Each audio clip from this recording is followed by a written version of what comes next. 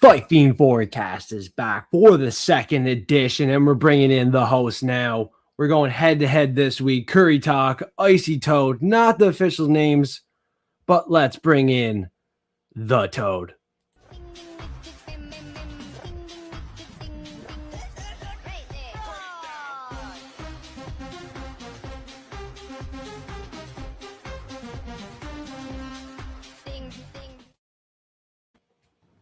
There he is. Hey, what's up, boy? How we doing? What's up? Back on another prop fiend, dude. Thanks for having me. I'm excited for this one. Respect the cappers that we're doing business with. You're fucking ready.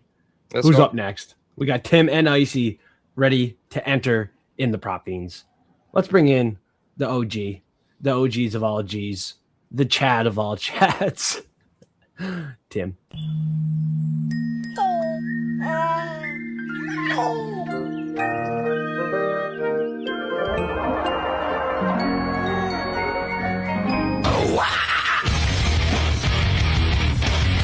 Prelim Tim.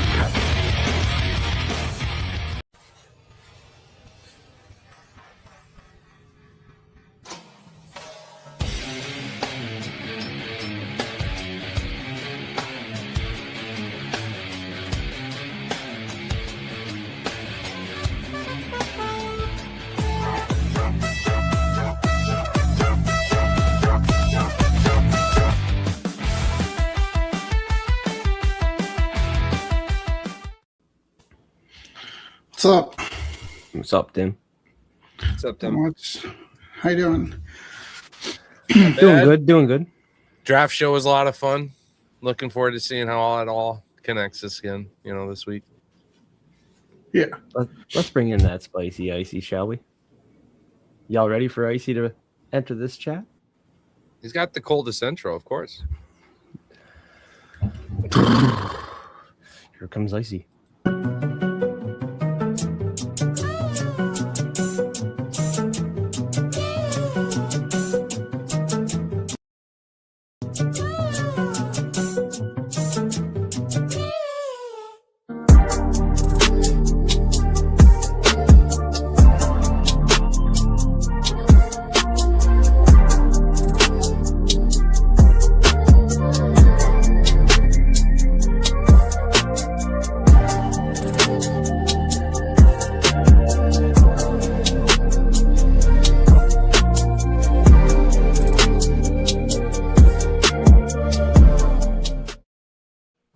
Icy, what's up, bro? What's going on? Thanks for having me back. You boys Let's ready to make go some head-to-head money with today. This other group. Yes, sir. We will have content out, have all the props out versus the first show. So Tim, Toad, and Icy are ready to go head-to-head, boys. Tim, how confident are you that you boys are ready to defend the throne? This is like the OG group right here, as you guys have been on Prop Fiends the longest. Can you beat them out? I mean, it's a tricky card, and I don't want to put those guys down. So, I mean, hopefully we can all have good props together as like one cohesive group. Let's have a dead even tie. How about that, boys? Hell yeah. I see a couple props that you guys agree with exactly too. So from the previous shows, some of you guys might agree. I noticed that. So I like that. Hopefully some of you guys can collab with MMA Fiends, Curry, and Tape in the future. If you haven't yet, I'm going to try to get you guys collabing with each other throughout some of these shows. For this one, this is the group that's going to go to battle. Curry Talk versus Icy Toad. That's not the official name, but I think we're gonna rock with it. They're ready to go here.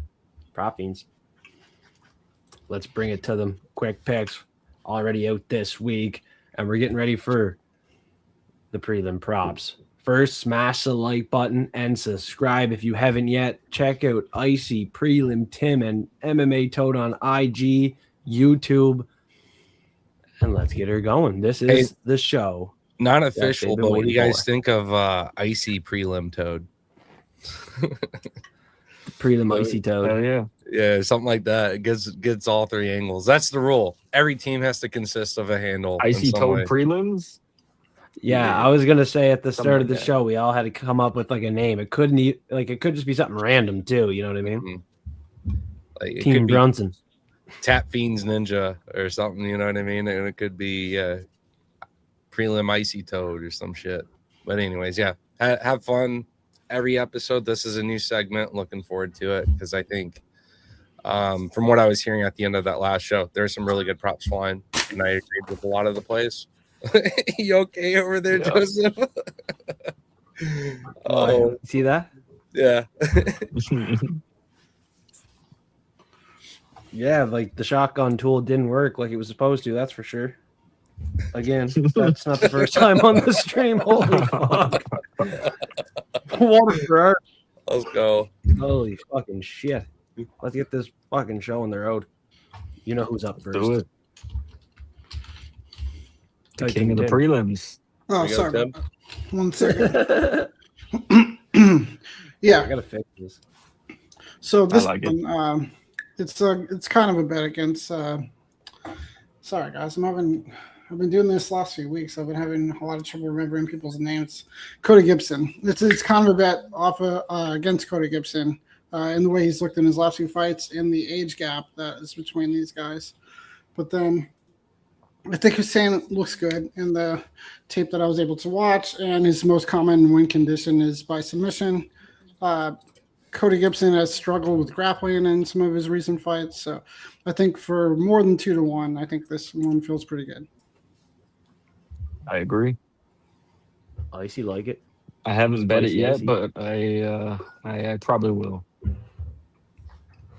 Toad taking it. I'm taking this. Yeah, I'm taking this fight within distance for sure, and I like Abdul by finish, however, but I can see it more so than not being the submission. So I backed him and saying that's a good prop.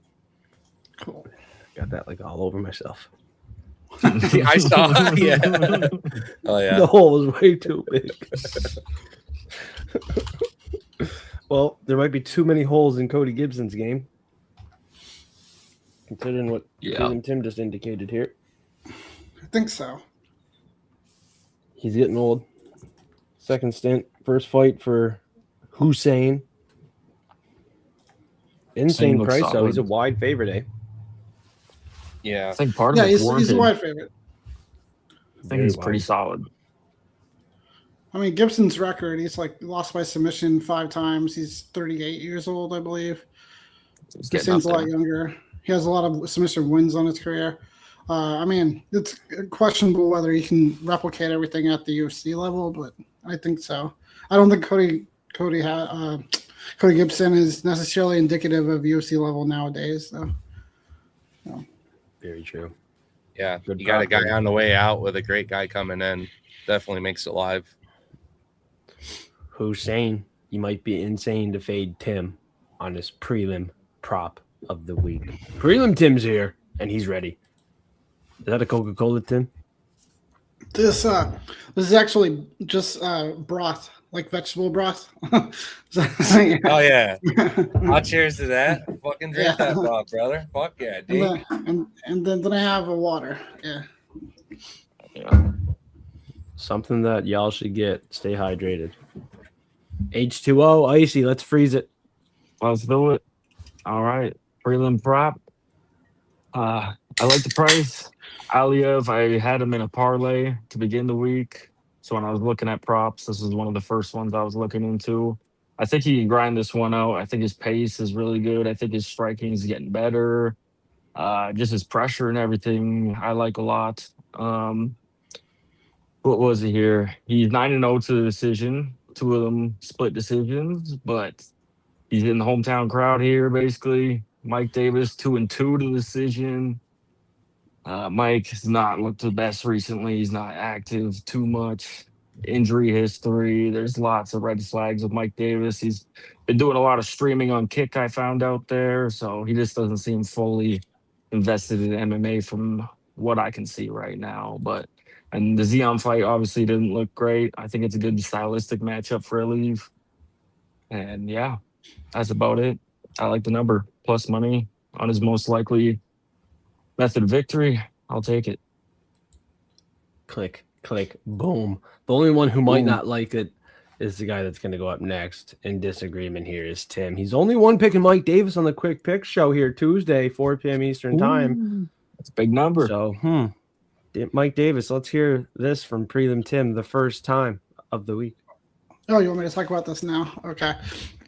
So I'm hoping that Mike Davis has the pace and pressure that is more so than Ankalaev's last bunch of opponents. I think he does, Right. looking into it. And if he's at his best, that's really what he does really well. Like, I mean, I know we're going back like 4 years, but if you watch his fight with Mason Jones, that was a great fight. Not a lot of people can keep up that kind of pace.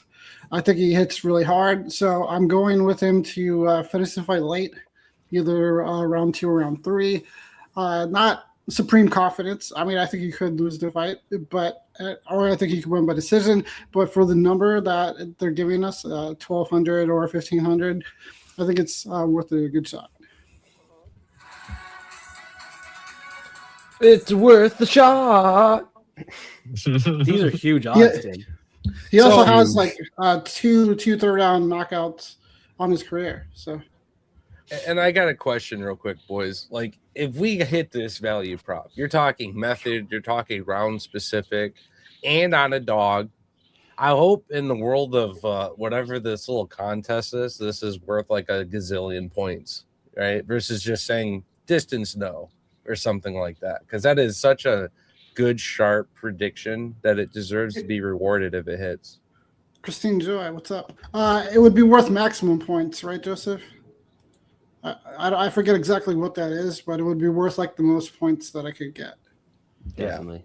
Because Yeah. that's just like as sharp as you get, right? Method, round fighter, and a dog. Great hit. Yeah, I don't think that's If ever that was- happened on the fantasy draft. That's crazy. right. Yeah, if that wasn't clear, we were talking about fantasy real quick too. Yeah.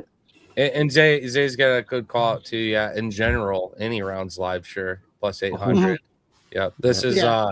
definitely the cardio and long term fight that we know Davis possesses, maybe turning into a great weapon late in the fight. So definitely, if I was placing, I'd hedge for just the in general knockout too. But man, I could see it happening late, mid, Yeah, somewhere. I haven't hit one like that in a while, so I think it's time. It would be nice. Ankalaev is favored, and he has been known just to wet blanket win these decisions. Plus 110 is a great number. He is actually my official pick and by a decision. With some other antics, I could see the KO for sure. But hey, man, this decision's a great play along with potential upset at this number, 16-1. Good hedge bet for Icy and myself or anyone on the Narulo Ankalaev side. Oh my gosh. The prop fiends are cooking here. And I think we seen Narulo Ankalaev by a decision on that previous show earlier today. Very favored pick. Great number. You're getting that plus money, which was hard to find too. And then Tim shows up with the value prop. Same fight. We're mixing it in with the prelim props, main card props with a plus 1,500. Not worth a little sprinkle on that hedge, right? If you don't like the side, still take that hedge, that kind of number. Tim's here giving his insight, and it's a good one. I'm going to take that as a hedge bet 100%. Thanks. My prelim prop is actually against the Dustin Jacoby lovers. We're going to dust them here with Muhammad Saeed. I like the decision. I also like the KO. I smell the upset here. Yeah, I'm playing with some gematria and numerology as we decode it on the show. Further for paid members, I think this fight, based off the odds, is live for the underdog up upset here. 85% on Jacoby. Odds don't explain that whatsoever. If Jacoby wins, you're getting a ton of value on his side. People very confident on that side, but I believe he should be a bigger favorite with this 85% and with everyone picking him so confidently. So there is a live underdog here. Hard to pick one on this kind of card, especially early. I think we could be smelling one here. The high kicks, the head kicks, they're there live all night for the KO. Probably going to be sweating this prelim prop, but we could have some biased judges in Abu Dhabi. And we've seen Alonzo Manyfield win a decision versus Jacoby and a couple other guys too. I don't think it's impossible. 6-1. I'm going to take it with some other information based off gematria, astrology. Love to have those cash in too. So we'll come back to that on this one. Muhammad Saeed is the play and live dog Birkin for Fiend.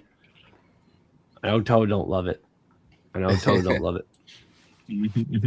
Yeah, I'm gonna go with the Jacoby knockout. I don't know. I've done very well with this guy overall throughout his UFC career, whether it was betting for a fight to end by a finish, for better or for worse, either man. But he's seemed to kind of still, even though late in his career, he's had most of his time in kickboxing. Late in his career as a fighter, he's done quite well at the UFC level. And I just think that he's had far bigger matchups, far more times under some real pressure. And Jacoby's the kind of guy that will level up. He's a student of the game and he executes well. He uses his range. He does rally. He gets hurt and does come back and fights at times too. And he's got a good team, good coach. He's going to execute game plans and not just get reckless. When he needs to grit down, he'll do that for me. So even if it's a tough fight, he's one of those guys that it's hard to count out. So I like the, as a favorite, plus 200 prop on the knockout's fine with me. Yeah, I bet on this as well. Heavier weight classes too. Love that as ammunition on those feelings of knockout. Sometimes the little guys scrap and they crack, but they just don't get it done. I'm confident at 205 pounds, especially, these boys just have some conviction in those punches and kicks. So give me the kickboxer. Way tougher resume. Way tougher dude. My boy Jacoby. Surprise odds aren't wider towards his side too. With that being said, let's see what we can do in Abu Dhabi. Icy, Tim, what do you think on this fight? Yeah, I want to get into this one. I haven't yet, though. I have some concerns over Jacoby just being pretty old now and not really knowing that much about Saeed. I think he should be favored. I've been looking at the money line basically all week. It's just a little bit higher, the money line, than I would like to pay. So maybe this is a good look because Jacoby doesn't really do that well when it goes a distance, which is also a nod towards your prop, Joseph. So his decision record's not good. So him winning by knockout is probably his most likely win condition, Toad. So and you're getting 2-1 on it. So I like it. I want to back Jacoby. So I just haven't pulled the trigger yet. Yeah, I agree with Toad here. I bet this one. I can't remember the exact number. I didn't put it into the tracker yet, but I think it was like plus 210 or something like that. I bet half unit on it. I like it. Some question marks in the fight. It should be very interesting. But yeah, definitely the most likely method of victory for him. If it goes to decision, obviously it's not going to be the easiest route for him where we are in this card. So yeah, I like the KO. I like the prop. Yeah, and just to answer to Zay real quick in chat, I like Patterson a lot this week. The issue is he's a great submissionist as well. To be totally confident that it's just a knockout and not a submission, that's kind of the sweat there too. So I would take him by just finish in general as a more safer alternative. But yeah, I do think Patterson gets the finish, and he for sure is one of my plays. So, but we get 3 on the show, so I want my boy Jacoby. Patterson under 1.5, Icy. Perfect segue. Yeah, so you said Soda. The KO is definitely value. I like that. Ponzinibbio has never been submitted before, but just to cover Sam's good jiu-jitsu, I like the under 1.5. I was thinking of just playing one. I think it was like plus 140, but The under 1.5 kind of covers that half round in the second there. If he can't get it done in the first, I think Ponzinibbio, I think his durability is kind of going away. I don't think he's as durable as he was. He's been hurt and just wobbled. Like I don't like the way he's taking shots in recent fights. I like the number a lot. Sam Patterson, I collabed with Fiends on the pick of the week for him, so I'm high on him this week. And I think he gets it done under 1.5. And that almost pick him even odds here. I liked it. Yeah, I A like lot the of value play. on the under 1.5. A lot of value. I like it. Yeah, I Sam got the- Patterson's to play. Minus 103 on FanDuel. Tim, prelim power was Sam Patterson inside the distance. What do you think about that? Yeah, what did we get on that? Like minus 185, I want to say, something like that. Yeah, it was I big. think it was around there. 180, Yeah. 190. Yeah, I think it was minus Joseph 190. Joseph and I collabed on taking the finish, kind of like what Toad was talking about, cover both bases for our prelim power, which is something to power your parlays. So we're both with these plays, I would say. That's what I was thinking. I was thinking KO at first. I looked at sub too. Sub was a little Sub's bit so more, live but though, yeah. Sub has this the one value for covers sure. both, and I think it comes early if he gets a finish. So I like Right. it a lot. I just think that I think you were saying, I see Ponzinibbio's chin is just looks shaky, and he loses most of his finishes. Actually, he's never been submitted, but he's been knocked out like times. Yep. So, and I think that Patterson is somebody that's going to spend time striking. He's not like a go for grappling right away type of fighter. So I think the KO is live also because of those reasons. Yeah, there could be value But on that Sub could KO have for him. sure. He's My- been falling my, in love on the feet and knocked out better opponents potentially. Yeah, that's exactly it. He's fallen in love with that knockout, and he's going to transition into his grappling if he feels threatened there. But he's Could see a club and actually sub? he could totally club and sub, sure. Especially being such a tall guy, he can cinch up some really nice, nasty submissions the moment you give up your neck. But I think he knows he's got that range, that speed, that size advantage, and he's confident in his striking. He was more confident in his striking before we knew he was when that Barlow performance happened. So yeah, depending on Ponzinibbio, how he reacts when he gets knocked down too. Like the ref might just stop it quick. He's getting old, might not react well. Yeah. Patterson floored Danny Barlow, who would be a tougher test early, so he could do it again here. Another round one spark by Sam would not shock me in this fight. Great price. Minus 103. Get on it if you want. Got one unit on it, I think. Parlayable too, in my opinion, honestly. Yeah. I also bet both separate. I have Sam in a parlay and also the under 1.5 in a separate one. This is something we've seen. Big on that one. Yeah, this is my heel hook. This barbarian of a frickin' man. Walter Walker, I was pretty excited for him to come into UFC, and obviously he showed up and we all had questions right away. But as someone who had a chance to talk with him a little bit, and literally it's like learning the buttons on the controller despite being in a fight, or the UFC being that next level up. I knew that he was going to dial in because of how much time he was putting at the performance center, how much time he was dealing, at the PI. Just simply put, he showed up, did his shit, dialed in, and Bogdan, the man saving the main event by stepping in short notice, is a big ironstone in the sharpening process for Walter Walker. Obviously, his brother Johnny, those resources have been nice. If you follow the brothers, you know that they're not actually always training and on best of terms, right? Walter and Johnny actually. Yeah, so again, Walter, he's a monster of a man. He doesn't lean on that striking side. I know he's made improvements, but he hasn't had to really display it. He's been working on crossing that void, using pressure, making that initial risk to just absolutely punish his opponents with interesting submission attempts that I think is a little crafty at a heavyweight division, given how good it is. Like, the only reason he didn't have a submission win in Karate Combat or whatever the fuck that was is because his opponent didn't have fucking legs. If he would have had a leg, he would have had yet another heel hook. So that is 4 consecutive UFC heel hooks. He's very good at this. He'll literally dive at your feet, feet in the air. He'll go for broke. And when he grabs that leg, he punishes you. Now, I'm expecting more from Thomas the Train. I'm expecting sprawls and good wrestling base and some striking exchanges.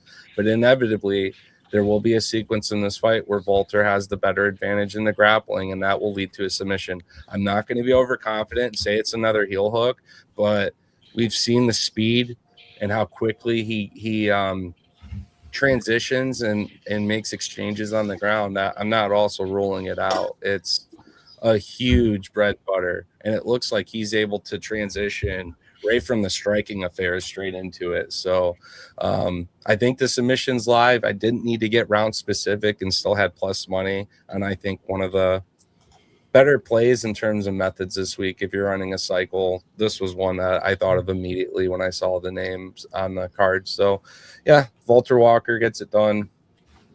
I'm going to be confident in saying that, if not first, second. So I like it in the first 2, and I'll probably combo that for an extra hedge.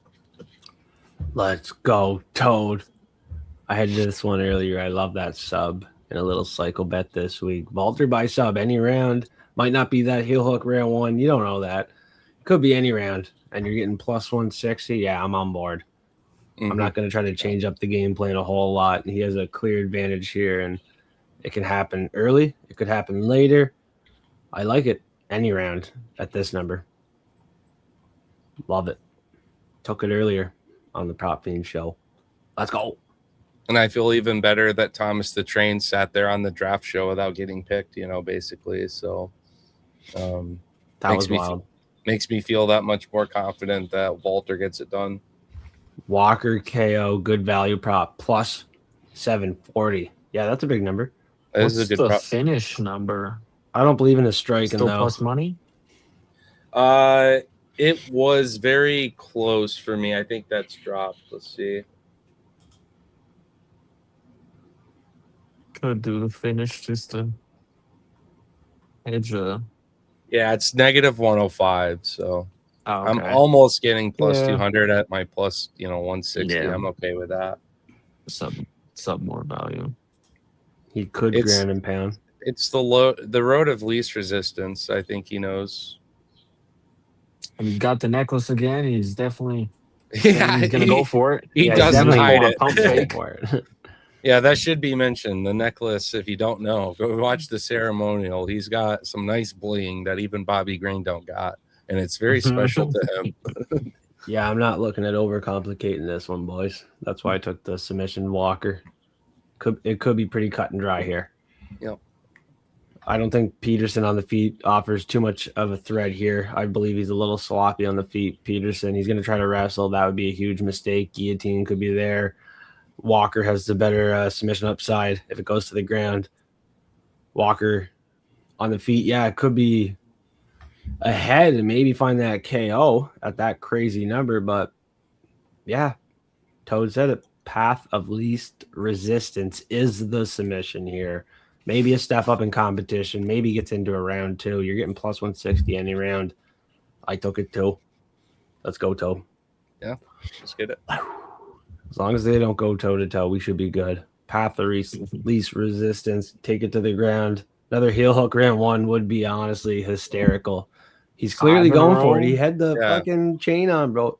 He's already in history. He's already in history books. Why not, Yeah, he's ready for this heel hook again round 1. He'll go for it for sure. No doubt. Let's break the heels on those bookies.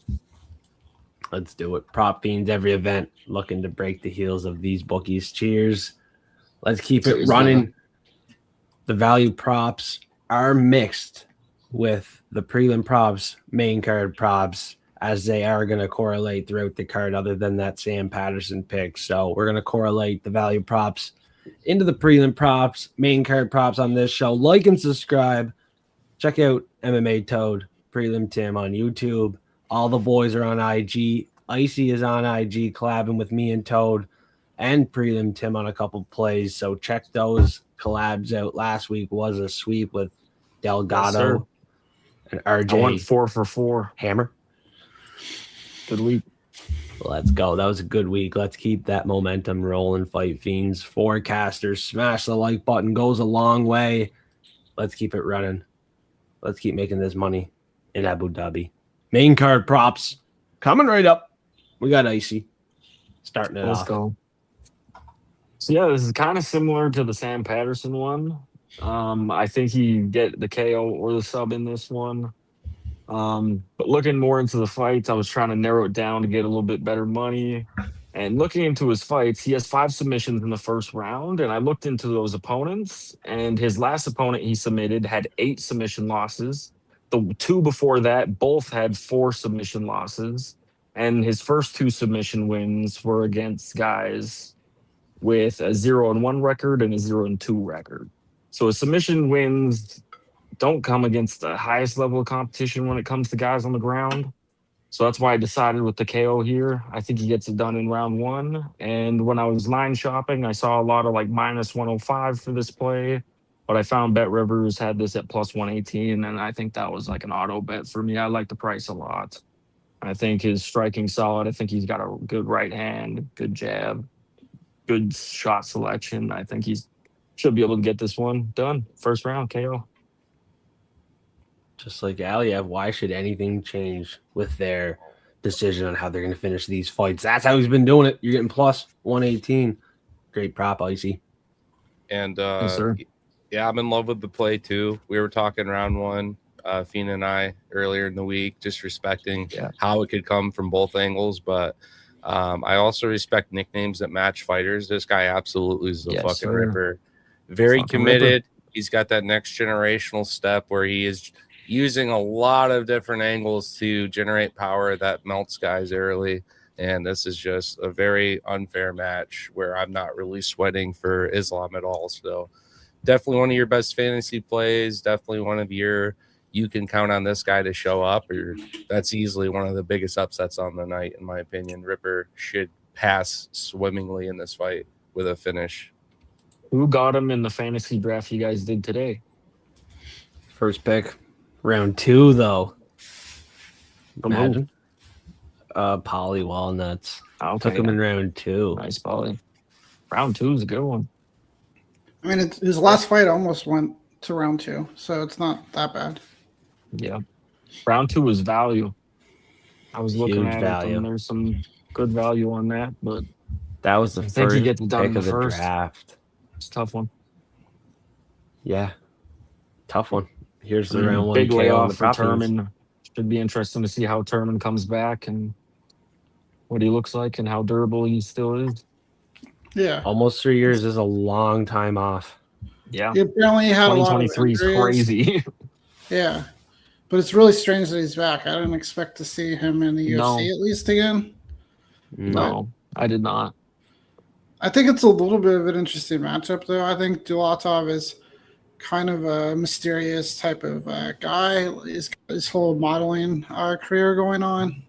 We've never really seen him in trouble at all. I don't expect Wellington Turman to be the one to get him in trouble, especially coming off of the layoff. But Turman is really experienced, so I mean this could Maybe round 2. prove to be a tougher matchup than we're expecting. But I would be very Minus surprised 1,000. if Dulatov didn't win. Yeah. Yeah, very shocked. I like the submission even. Let's go. You know, he can do both. He can do both. But looking at Wellington, he's not normally submitted, more knocked out. In this one, I think Islam Dulatov, if he's tested, could be a club and sub. You know, he's live for this submission, and it's value. It's a value prop. Also, with my props on this show rather than the earlier show, this show is more or less my favorite gematria numerology exact outcomes, and the first show was picks I actually really, really like, everything combined. So this one's more of like a long shot gematria call here. I think the numerology could line up, but I guess we're going to see, and we're going to have to single bet most of my props this week as they are kind of risky. They are long shots, and my picks will not be included with the 3v3 battle, which is why I left my picks out. One show, I'm going to go a little risky with a cycle. As you can tell by now, I'm going to take a knockout decision submission together, cycle it up on both shows here. This one's the risky one. Dulatov could be live for the sub. He is known to do both. And we'll see what happens here. He is a huge favorite, and no doubt he's going to win. In this fight with a massive favorite, I'm looking for the value. Give me that sub, baby. No one's called it yet. Give me that sub. Think fresh, eat fresh. Yeah, it's I think his last loss, Wellington Turman, was he got submitted by Jared Gooden. I believe that was his last fight. So I mean, that's definitely not a good look. I remember when Wellington Turman came into the UFC, he was very highly regarded for his jiu-jitsu. But I mean, anybody can get caught, especially if you're getting caught by Jared Gooden. This is a pretty big number, so it's not that bad. Yeah, I No, think I the thought it'd be biggest higher, thing too. that scares me is just the things I point out with the 5 submission wins, all of them. That one guy with 8 submission losses, 2 of them with 4 submission losses each. Obviously, it's a little interesting, but definitely good value. Plus 425. That's good. Yeah, I thought it'd be higher. A little higher. Yeah. But the decision, or the knockout, actually, I meant to say, is super chalk. The knockout for Dulatov here. So chasing a little value, trying not to do what everyone else is doing. I'll take a chance on the sub. He almost is 50-50 to the knockout and submission, but level of competition, not great. Are we going to look at Wellington as high-class talent? I don't really think so. I don't think so, no. I used to want him to be, but Jared I don't Gooden, for think Christ's so. sake. Yeah. I've actually Jared taken I've taken a few chances on Wellington Turman in his career because I wanted to like him, but he just never really turned into who I expected him to be. Exactly. And like I said, I'm not really sweating this one for Islam. This is one of these fights he should show up, build that star power even further. Now we're looking into some numbered opponents and tougher matches. Probably see him on an actual pay-per-view at some point later in the year, assuming he goes in there, comes out pretty unscathed if things go to plan. We could see a tougher fight, though. Not saying that we can't see a second, but I doubt we're going to see Islam leaving the octagon all bloodied up and fucked up like he had a war. This should be pretty one-sided still. I'd say, yeah. Just got to keep that modeling up. Yeah, exactly. Win, no doubt. Can't afford that off time, man. Can't be having no black eye at work for him, for sure. Yeah, 2 great sides to this fight. There is plus money to be made on the biggest I like both favorite plays tonight. That's for sure. There is options on this biggest favorite of the night. Value to make, money to make. I guess I'm back to back on this one. Yeah, this is the one where I'm switching my pick from Steve Urseg to Ramazan Tamirov co-main event. I like it. Paulie talked on it like Steve has been dropped multiple times to weaker competition. We got a new guy in the UFC, only 2-0. This is kind of in his region, almost set up for him. If we see a lot of favorites leading up to this main event, well, God damn it, you better believe Guskov is alive. Because you got Uzbek to finish the night. And if no underdogs win up until that point, well, you better put some money on Guskov because that guy's live. Uzbek to finish the night. Money pulled back on Tamirov. I think he is live for sure. I think he's going to be the better boxer. He's going to be able to keep it on the feet here. Outstrike Ursag to a win, who was undeserving of a title shot. Fuck, yeah, that was a good fight he had in the title shot. But other than that, some very questionable performances on the regional scene. I'm not believing in this level of competition, strength of schedule. Literally knocked out to Kai Kara-France. I think Tamirov is alive to do it. He can win this fight, no doubt, even by a decision, which was a prop we've seen throughout some of these prop bean shows today. So either side have to switch the pick. Tamirov's the play. And looking at the odds, I'm trying to pick some props, trying to read these odds. I can't believe the knockout is more favored than the decision. So based off that, I'm leaning KO. No clue why the bookies have the KO more likely than the decision in this one, but I'm going to trust in their insight, rock with it, hopefully read these lines correctly. I'm going Tamirov KO, boys. Yeah, it's more favored than the decision. Better. Some fishy lines here. I like the KO only because, like we spoke, Ursik kind of fell in love with the striking, trying to go for his own knockouts, not really leaning in to set up his bread and butter, the jiu-jitsu. And yeah, I actually am a Ursik fan, and so fading him this week, going with Tamirov to hit the knockout was kind of what I expected. And if you look on Tapology, people are split just as much on the knockout as they are the decision. So it's not far-fetched to think it's knockout. It's kind of a 50-50. You can respect the wars that Usyk's had and expect that maybe he can do it. Also, smaller weight classes have wars that don't always end with a finish. That's typically the sweat with these flies and bantams sometimes. But I think Ramazan's totally live to come in there and do bad things because he swings with a lot of conviction, and Usyk, as we know, gets dropped. So that's the exact reason why I took this exact prop as well. Now, since it's my slide, I just want to say, no, never mind. I'll get excited if my bet hits. You see my flag? Yeah, you got a parlay rolling? We were down 3-0, and it's now 4-3. We're not down as bad, and there's still 2 innings to capitalize. So I'm hoping these Jays can pull it out here today. My gosh. Come on, Blue Jays. Smash the like button for these Blue Jays today. Come on, boys. Fuck. They can do it. I know they can. Tim, what can you do on this main card? I was wondering if you were going to go to that next, or if I should talk about.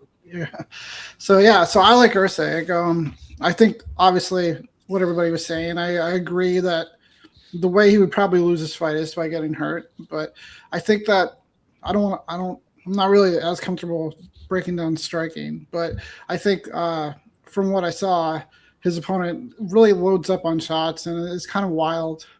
I think Usyk is a pretty clean striker offensively. I think he has pretty decent boxing. He should be able to land cleaner striking and win a decision. I also think if it comes to grappling, I think he's underrated as a grappler as far as the UFC goes. Like if you watch his work before the UFC, his grappling was pretty impressive, which is why I was excited for Usyk coming into the UFC. So it's something he could lean on in this matchup. So I just like him offensively to be just more straightforward, whereas Tamirov is going to be looking for the knockout. I think Usyk could just be leading in points. So, so plus 180, almost 2-1. I like it. I'm also taking his money line. Hopefully I'm right on this one. Head-to-head, Tim. Me and you on a couple picks this week. Happens. Yeah, no. I'd be happier in terms of fighters I like to get it, win done. He has to earn me back on this one in Survivor Storm. But yeah, I'm a Usyk fan. It'd be cool to see him lean on his grappling more and play it safer. Pick him. She's a pick him. What a fight in Abu Dhabi. Icy, do you have a side on this one? Confidently? So this fight I was looking at, and I mean, it's a close one. I can understand how people could be on either side, but when I first looked at the card, I was on Tamirov, did some tape study. I was trying to, like usually with fights, I try to kind of convince myself on both sides and kind of see where both sides can come from. And I was looking on the Usyk side and I could see it. I like the prop from Tim, but I have Tamirov. I did put a bet on Tamirov at minus 105, actually. Not a huge confident bet, but I did make it. And yeah, I'm with Tamirov here. Should be a close fight, though. It's interesting because that's the same line that I got on Usyk for my bet. Yeah, the line has moved. It went up and down. I think one of my books still has minus 105 on Tamirov, so you could damn near find underdog odds on both of them right now. So can't go wrong. I think it's the underdog in either side of this fight. May the best man win. Usyk definitely has a little bit of a size advantage in that fight. Yeah, he was big at the face-off. Yeah, he was big. Toad. I mean, as long as things. Oh, sorry. Go ahead, Toad. Yeah, no, you're good. Yeah, go ahead. I was gonna say, like, as far as like a decision goes, Usyk should be able to land more strikes. Not necessarily the more damaging strikes, but volume-wise, he has like a couple fights where he's landed a lot. Whereas we have a smaller sample size of Tamirov, where we actually have stats because he hasn't been in the UFC that long. But his decisions, his stat accumulation. Our first strikes isn't that high. So that's one of the reasons I like Ursag if it goes along, and he can keep from getting hurt. Big time. Yeah, I was on Ursag all week by a decision, but last minute I have switched up. I have. Sam, I am. So yeah, main event, right? I love my sweats, especially on these high level fights up in weight class, and it's Ankalaev. You got a guy that doesn't always get the finish, but here's the thing I love about this prop this week, and I know it requires a little more chalk, so that's why we've included it in some parlays as well. Guskov is the kind of guy that's either going to go for it and get it, or go for it and miss in a zone downfall. Ankalaev is the kind of guy to shell up and connect. He is a great counter striker, very defensively sound. It's a recipe that will more than likely very high. I'm saying my confidence level is 90% high on this, plus that this fight ends by a knockout. And I think it's worth the sprinkle for the upset, because Guskov in those first 10-15 minutes will be a problem. It's not going to look as easy as someone like Poatan. That's the true blueprint to beating someone like Ankh. Work on those legs, long, rangy, powerful. Again, that was Poatan. Guskov's not the same kind of guy. He's got to cross the void, use his boxing, his hands a bit, but when he connects, he's the kind of guy that can leave you rather concussed. He throws really hard, but doesn't matter if he goes for broke and gets put away. This is going to cash. I could see the grappling exchanges more to reset striking, clinch up, rest in between. But I don't think we're going to transition a bunch on the ground and, try to go for that a whole bunch. They'll both transition through their grappling during a striking sequence where maybe they don't like what's coming their way and they're going to fish for those underhooks and just shut that shit down. But I think a majority of the fight, we're going to see some nasty conviction from Guskov, and he is the kind of guy that has not had a chance to really prove himself those championship rounds. So like Ankalaev, which we know he's totally game all 25 minutes, and so that furthers the ammunition of Guskov will go for this and get it, or he simply won't. And that's, again, pretty safe play. Happy with it. I got it spread throughout some prelim action, a couple units straight up, but I'm using this one as a booster primarily this week, and I love the play. So there we are. Give me the knockout. I know the submission's a probability, but it's likely a knockout. And if Ankalaev goes out and has his way and blankets it out and survives the storm and just puts enough volume and a lot of standing control time through the clinch, then hey, it's another main event prop that I missed entirely. But Guskov has good enough grappling that if Poatan, this dude right here, is going to get hooks and take Ankalaev and flip him around and put him up against the cage, Guskov's going to do far worse things in that department. I can assure you that. Again, Volter Walker is who he is because of this man right here. And if you didn't know that, you're going to find out on Saturday. It's simply put. He's Round not three? going to sit there and play fucking patty cake with Ankalaev. Value on round 3, round 4. That's a big number. Love it. Round 3, 4F3. Let's do it. Let's go. Fight ends by KO. I agree, Tobe. I like it, yeah. There's a lot of code on 3P. it, too. A lot of code both ways on this one. Yeah, I like Yeah, playing there's- both sides instead of just the Ank KO. I like this a lot. Better number, I think. What's the ant KO? Because I'm imagining it's a negative number also. Like Yeah, I think it was 100. like I think it was like Minus 150. Really? Yeah. I saw like minus 180 somewhere, and I was like, what? That's disrespectful as fuck. If you could That's a- just Yeah. Might as well just take this at that point. But minus Yeah. 150 still at that point, I'd take the minus 225 on both ends. You don't know No. how the fight night's going to play out. Like, if we got a lot of favorites, I might be a little scared at the end of the night here with Yeah. Guskov, live So dog. this is a good one here. I took Guskov at plus 600 just by finish hedge, and I did a very small sprinkle because it's 35-1 on the submission.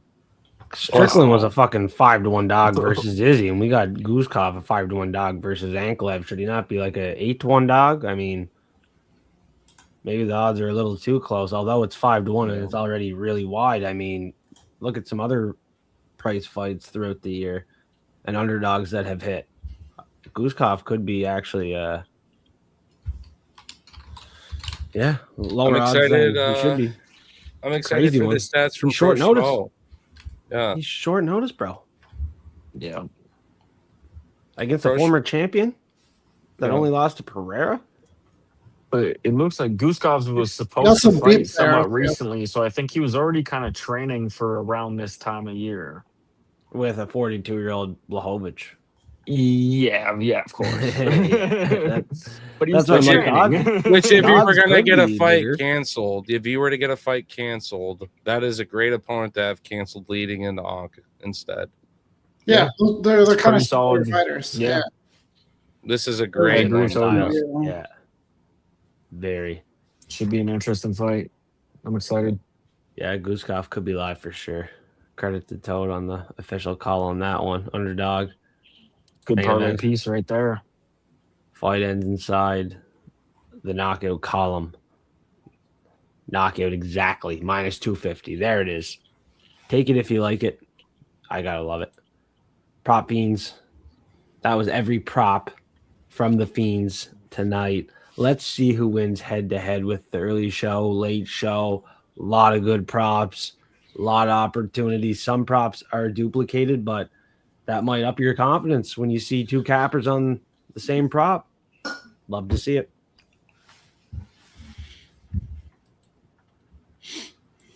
Subscribe. If you haven't, subscribe. Subscribe to MMA Toad. Subscribe to Prelim Tim. What are you doing? After the show, just remember the name. Remember the name. Icy, you got a YouTube? I do not have a YouTube, but maybe eventually IG. I should. Fire that I'm shit on up. IG. I got you. But yeah, obviously IG, where he's cracking. Literally, the ice is cracking on IG. Get up there. Yes, sir. If you're on IG, which I know you are, don't lie to yourself. Get on IG. Tell your mother on her IG to follow Icy, you know? Yep. And Yes, sir. yeah, shout out obviously Tim last week, killing it in the draft. And yeah, I'm excited to do another collaborative bet. Maybe mine won't be one of the most favored bets that tanks for the fucking week. Maybe, just maybe. I was on the same side as you on the other bet. So, I mean, Yeah. I mean, meaning I'm the one that cost the whole thing to lose. So That's all right. It was, part of the game. Yours was, I think, the best odds out of the whole parlay. So it was a tough one. I mean, he cracked it. He looks like he was landing good shots at first, so it was live, but it just didn't turn out. Yeah. Are we crafting one? I Yeah. think we gotta. Let's run it back another 4-leg.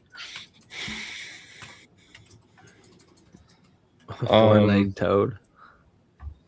Yeah. Like, I'm looking for the overall finish prop on the Volter fight, but I do like his submission enough to say that I want to do that still. I'm just like, Tim's like, no, don't even, yeah.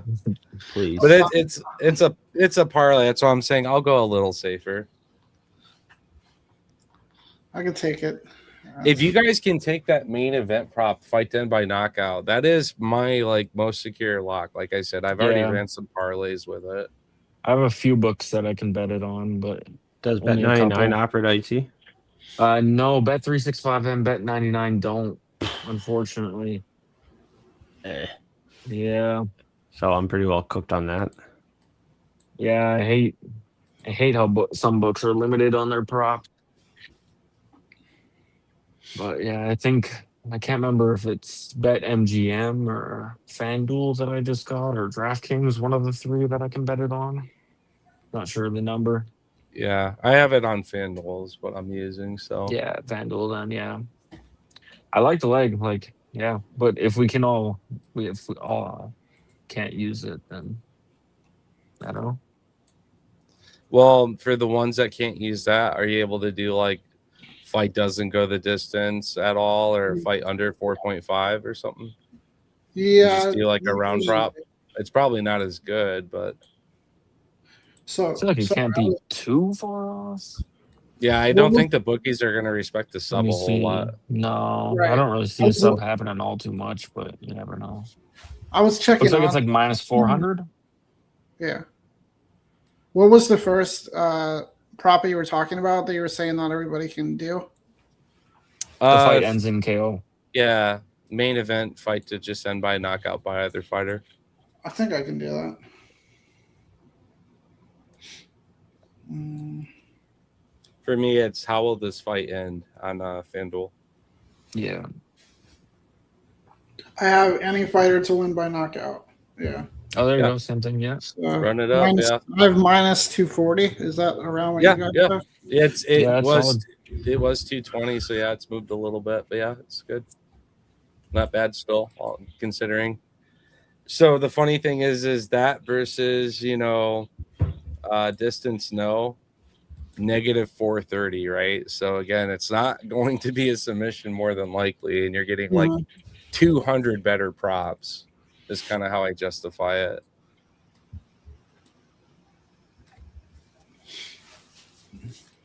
Sheesh. So I'm the only one out on this fight ends by KO. Just maybe around under 4.5, maybe, or doubt it'd be a 230 finish. Under Ankalaev could go like this. You never know. Imagine. He would actually gain a lot of respect and aura if he actually fought like that. Like, it would be insane to see the most defensive dude just. It looks like the under 3.5 would be close to the Yeah. minus 225 number, but under 4.5 would be a little safer too. minus. I got minus 350 250 on the under 3.5. Yeah. I still actually think that it would be under that myself. Yeah. But yeah. Under 3.5. Yeah. I don't really see like a late finish at all too much. No. It's got to be in the first 3.5. If it's late fourth or fifth, I'd be surprised. Oh, that's the full. Yeah. We can do that under 3.5. Yeah. And then that's basically fight ends by KO too. Can you still publish fight to end by KO, and that's just the play that you make though to play it? Yeah. And So nail it? you're talking about main event under 3.5? Is that what we're talking about? Yeah. Okay. I have that at minus 260. So yeah, the exact same. Minus 250, minus 260. Mm-hmm. So what did you have total on the fight ends by KO? I'm taking that. If you guys feel better about the round Minus props, two. you can. But I'd rather take the knockout. I think the it's. KO is better if you can get it. If you can't I'd get rather it, then play hedge the under. the Guskov 3,500, 1 odds or whatever the fuck the submission is crazy. I'd What rather odds just you got? plus 3,500 for the Guskov sub. Ooh. On the KO fight ends by KO. Oh, negative. got? I had it at negative 220. It's at negative 240 now.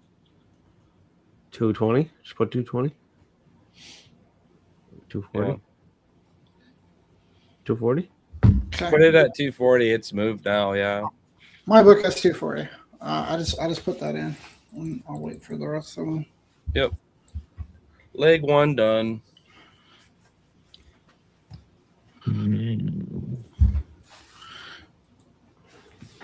looking at a couple money lines that are a little bit safer. I'm gonna do Patterson by finish, which now the current line I have is minus 190. Yeah, I like that. I like that. Yep. Let's do that.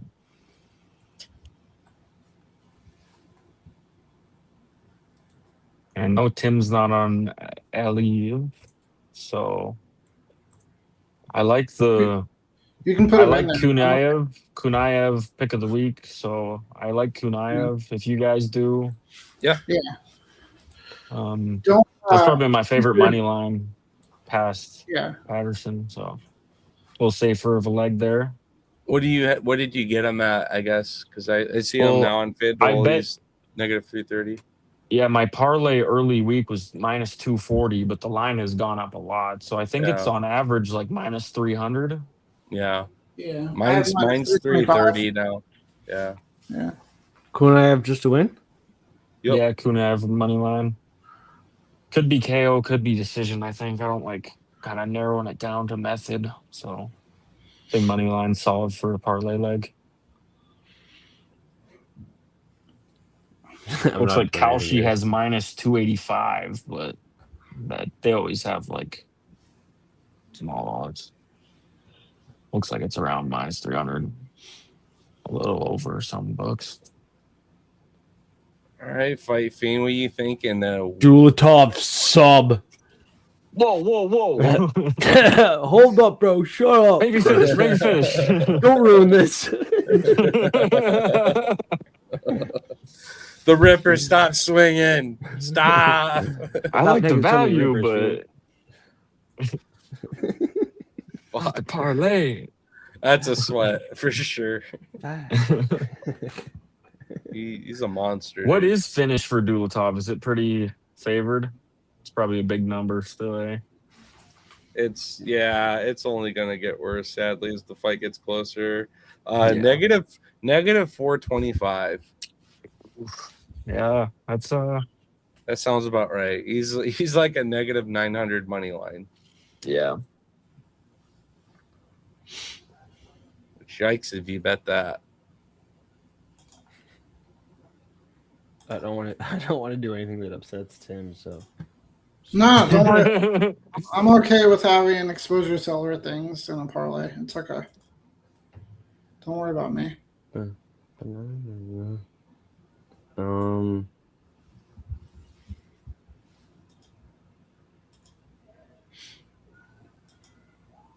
Plus, I don't think anything's gonna upset me.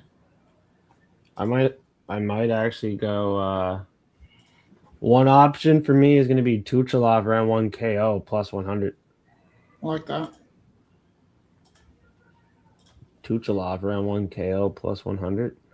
What's just the round one? Because I think sub is like a long shot, but I think it's like a slight possibility. I don't know. Minus 140. Oh, okay. Still Maybe not close. that much. I think the KO is a little bit better, but Yeah. it just depends if you want to play it safe. Or... Submission 7 92% on Tapology believe the knockout also. Yeah, looking at the odds, it's Yeah. like minus 300 KO and then plus 600 to submission for Tuchalov. Yeah. And Dulatov's only Hmm. what? Dulatov's Rombero's plus been 325 sub, right? Dulatov plus 325 sub. Tuchalov plus 600 sub. They're both the same price, basically, as a favorite just to win. But yeah, Dulatov getting more respect on the sub rather than a Tuchalov. I like Tuchalov round one. I like that a lot. I have Tuchalov round one, not the method, just round one in a parlay myself. Tuchalov. I think he has one submission win. Yeah. But Number's Rombero's not been far submitted off. 3 times. So I think the round one's slightly safer just in case. Just a Yeah, head the on number's sub. not far off. And it's in a parlay too. So it's up to you guys. Yeah, it's like minus 135 almost. $1.76. Tuchalov round 1, not far off the round I think that's round good. 1 KO. Yeah. He's a I huge like it. favorite, man. He better win in round 1. Yeah. That's the One play. Ribeiro, his last 3 losses. Back to back to back. Gets Should be around. it. I believe in Tuchalov. Has Ribeiro ever been finished past the second round? Or I guess once. I guess he was submitted once in the second round. What fight was that? I So don't it's remember Tuchalov round 1 is what you were doing, Joseph? Yeah. think And the so. official number I like it. on my book is minus 130. Yeah, it's solid. I like that. I think I got like minus It's not 110 or far off that whatever plus on that 100. Like, it's not far No. off at all. No, You wouldn't bother risking it. You just take the round Exactly. one. I think the sub. I mean, there's a small chance, so it's better to be safe than sorry. Yeah, it's only like under I 20 love this cents. in the parlay, difference. boys. I love this one. What are the odds combined on this one? I'll have to check it out here. I always had it, but I closed it. I already put it in. I've got I'll find it on my book. See plus what book has the best. 365 on mine. Plus 365. I got it at plus 354, but close enough, yeah.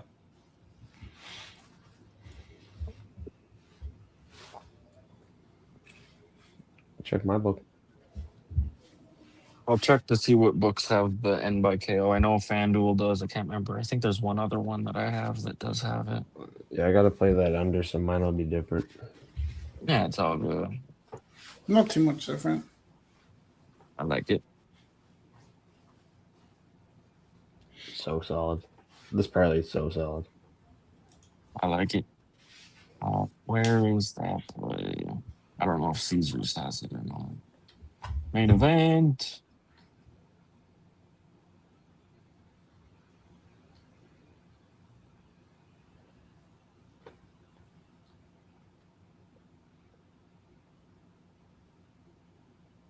Fight outcome. KO. Oh, wow. Caesars has minus 325.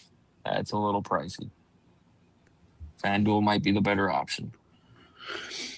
Who's that for? For the main event fight to end by KO, Caesars has a not good number.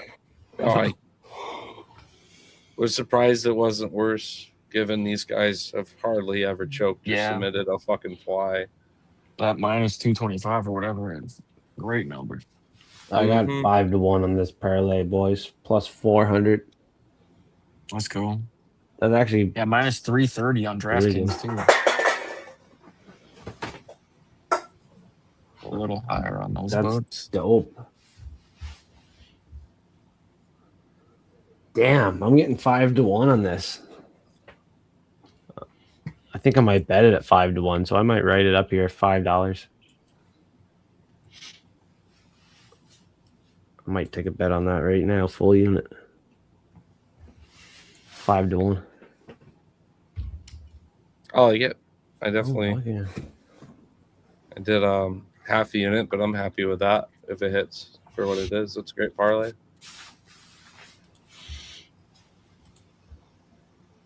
I love it.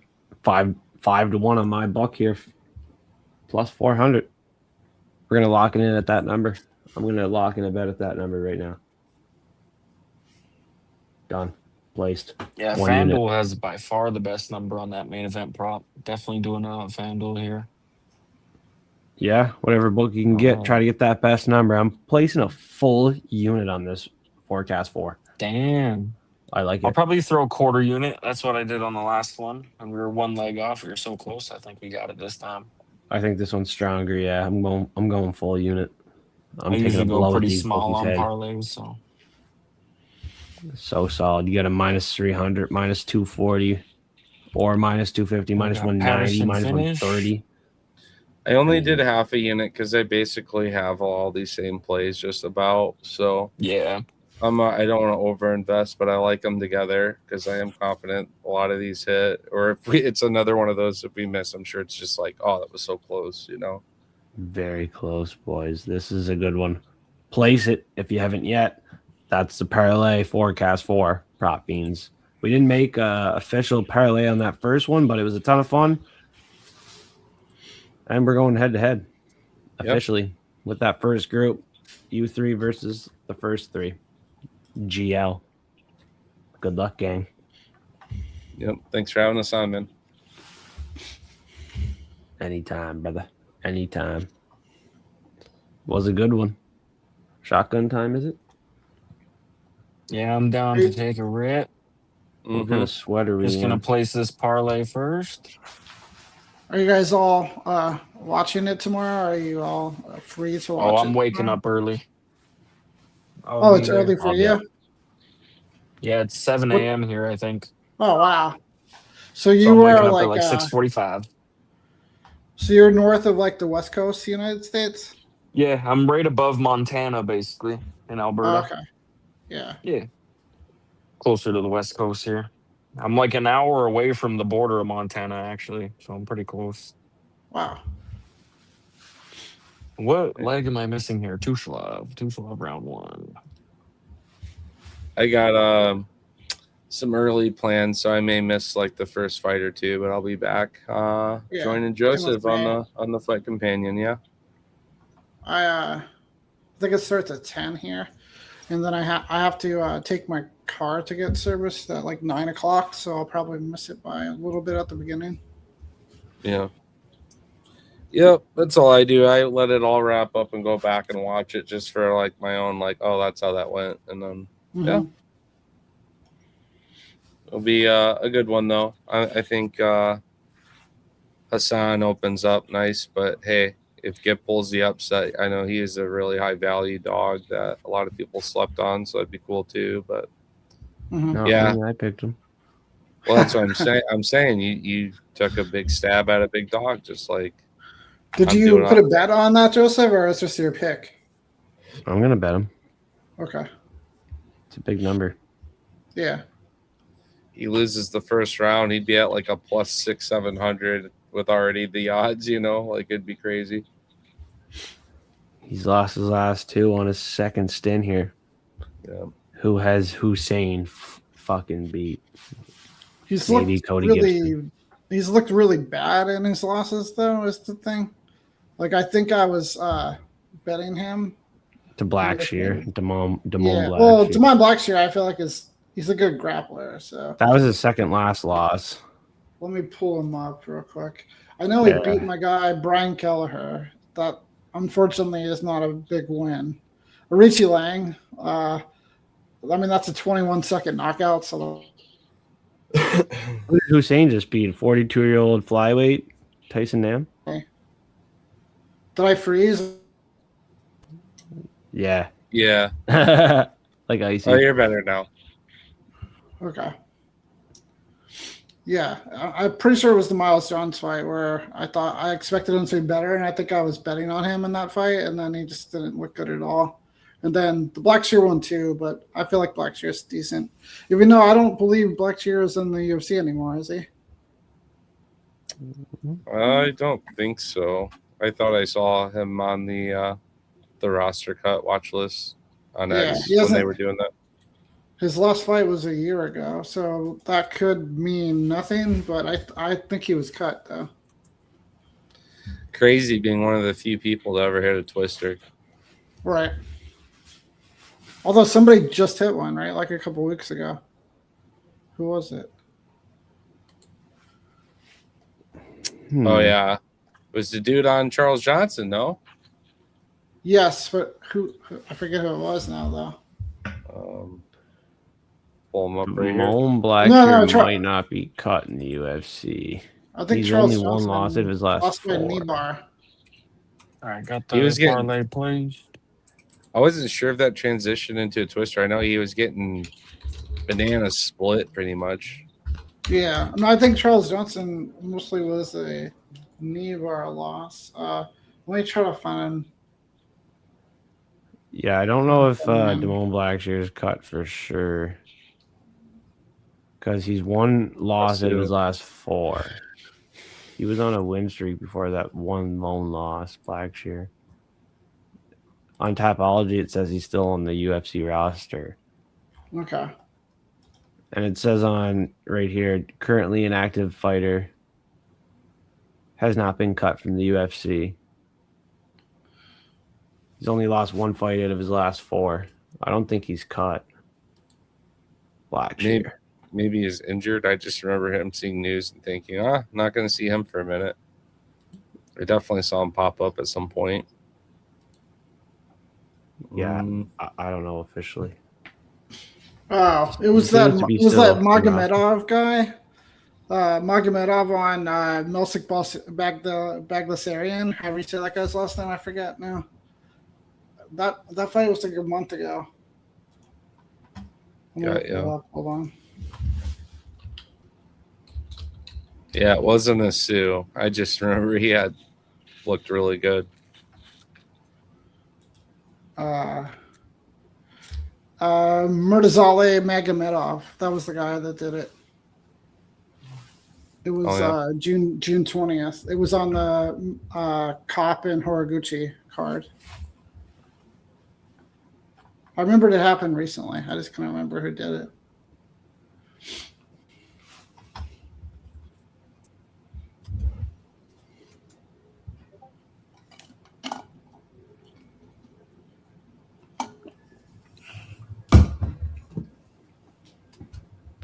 +4 Hondi on the Undi. Forecast 4. This card is very wide favorites, but I feel like we could see some big upsets. picking Calling which one. ones? Yeah. I have a big one that like I've literally seen no one on. What's that? I'm picking against John Pork. Oh yeah. No one He had a else. bad- I've not well, he seen had a a bad- single soul He had a with bad me on cut. it. Yeah, no, you're not alone. John Pork had a bad cut. People have already placed action against him. What's the Interesting. line? Yeah, I haven't Or, seen or- anyone. I bet it at +295 on Zabetsky. Yeah. So +295, I think that was a wide number, and it's come down a little bit. So That's what some I mean. people yeah. agree. I just haven't talked to anyone who does really. It's a good dog pick given the cut. I didn't go crazy on it, but I believe in people who do. I already have a few dogs in the race, and I took Bonfin as my primary. Oh, this guy didn't show up at the scale. I'm fading. Bonfin was already a dog. Was already worried about it. Was already thinking about it. I made my pick on Axel, but I was like, man, we gotta caution Bonfin at least early. And then the cut sunk in, and I'm like, yep, I'm going Bonfin. So we'll see. But I wasn't Did going to do any it of you twice. see the little thing on Axel's chest? Yeah. I It saw the seemed like it might picture. have been staph. Yeah. I don't know if I'm going crazy. Maybe it's something Nope. else, but it looked like That's- staph. That's what everyone believes is Yeah. why he's so drained on the scale. The medication it takes, the zap Yeah. out of you, he's going to show up like BSD and get fucking clipped. I was gonna bet him, but it kind of. I think I'm gonna stay away from that one right now. Yeah. And he's a huge popular pick too. People have been kind of screaming Axel from the rooftops all week long. So it'd be a big upset for sure. Yeah. I don't know. I tend to not worry about stuff like that because it's hard to prove. There's like they usually won't prove it beforehand. So But I'm not looking at the scar. I'm looking at him. He was zapped. He looked like shit on the scale. yeah. So if it ends up because of that scar, then okay, that makes sense. But it'd be different if he looked like he was had a half decent cut, but he had a horrible cut.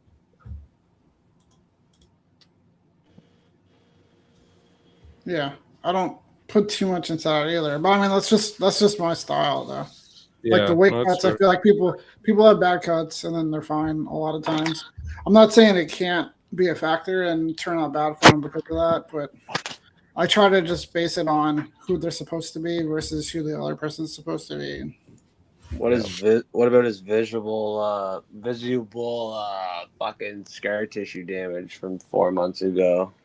Still looks like he that has was scar interesting. tissue that's not healed. Mm-hmm. What's your thoughts on that?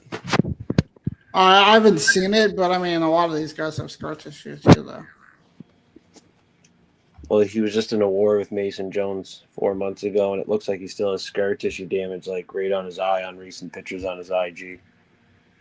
Yeah.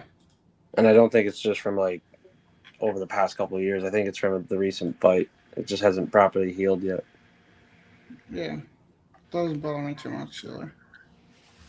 That's why I worry too. He had a hell of a war with Mason, but man, That's so much damage, bro. He's not healed yet. yeah, exactly. Like if you look at his Instagram, he's not healed at all. Like it doesn't take too much to go to his Instagram page and look at his recent pictures. He's not healed. He can still win, but fuck, he doesn't look healed. Yeah. That's what I'm wondering. Or- Like, has anyone noticed that or no? I guess not. No, it doesn't. I'm not worried about that. Interesting. It's factors. It's definitely I think it is. factors Yeah, all together. that was a fucking war 4 months ago, man. Yep. It'd be like Ilya trying to jump back in. Yeah, Like- exactly. Like in 3 months after that, like that's crazy, bro. And he's Wow. 6 feet tall. He has to cut so much weight. He has to make a tougher weight cut than Bond Fiend. Yes. I even mentioned that on the Yeah. full card show, and then he makes a shitty weight cut. It's like I knew that was coming. I literally called it all week. So Yep. I think his scar tissue hasn't fully healed. I think his weight cut was bound to be bad all week, and it's a very interesting fight because you got Gabriel Bonfim off 2 losses now, hungry training with his brother who's getting main events. Like, definitely a barking dog. He can Definitely. get finished too. I mean, that's where the fight for sure. I don't see going to the judges.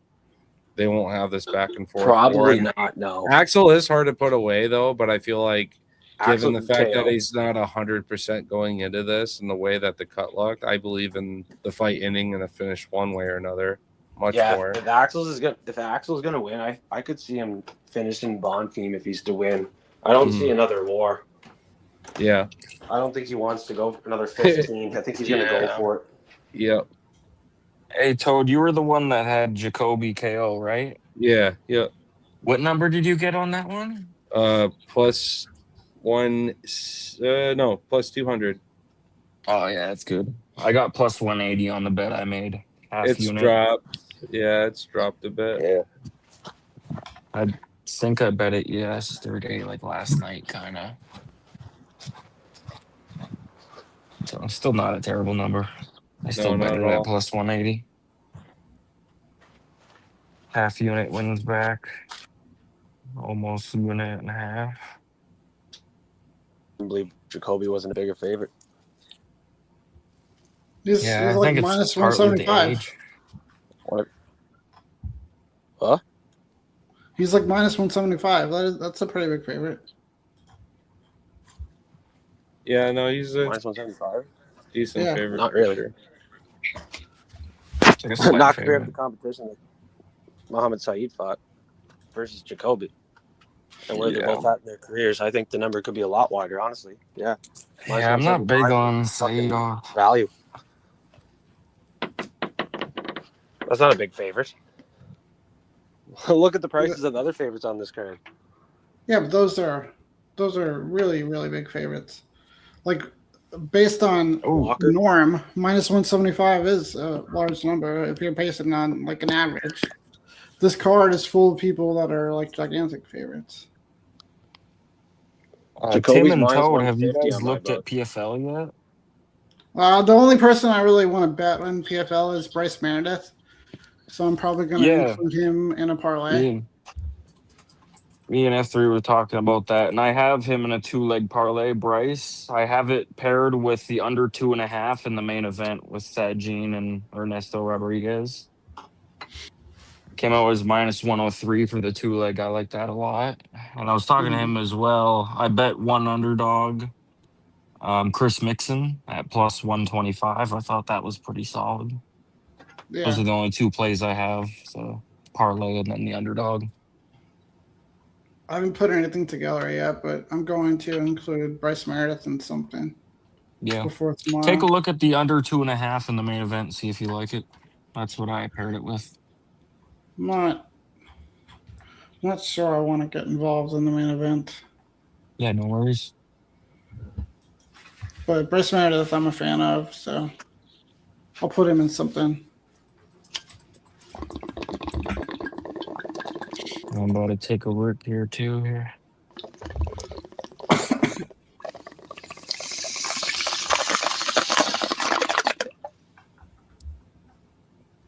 I'm gonna start putting my bets into my tracker before I go to bed. Gotta do that for sure.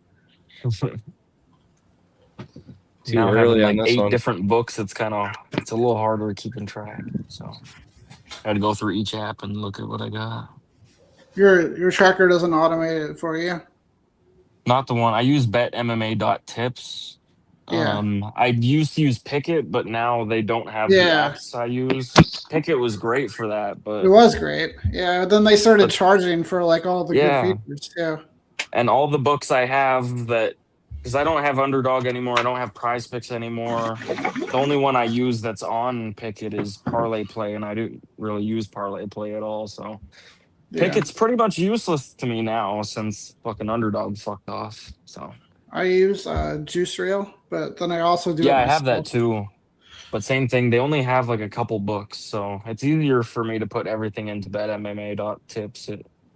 Hmm. So it tracks everything easier. I just got to do it manually, which whatever. I recently made a spreadsheet for myself, and then I do more of it on there. Just I have it so it automates my unit. Like so, $25 equals one, so I can put it in there, and then it does all the math for me. And then I have like a dashboard that tracks like weekly, daily, monthly, yearly. The only thing is I didn't go back like past July. I didn't put like the old stuff in, so I still have to use Juice Rail to do my yearly calculations. Yeah, But like yeah. starting next year, I should be able to do it just all myself though. Yeah, I use multiple trackers, and then there's one app I have to track manually. So I have a whole spreadsheet I put everything on. But yeah, it's kind of more difficult since a couple books left my area and a couple books have joined. So can't find a tracker that has all of them all in one place. But it's all right. I got a system going and it's working. Yeah. Working. Twerking like Tim.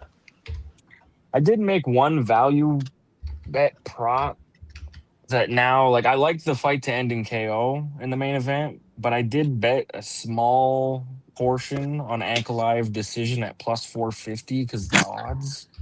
Mhm. I thought plus 450 was, I mean, yeah. I think it ends in KO. I think there's a finish, but I had to sprinkle on that a little bit. Not that confident in it, but plus 450, I think it's solid. It's one or the other. That's for damn sure.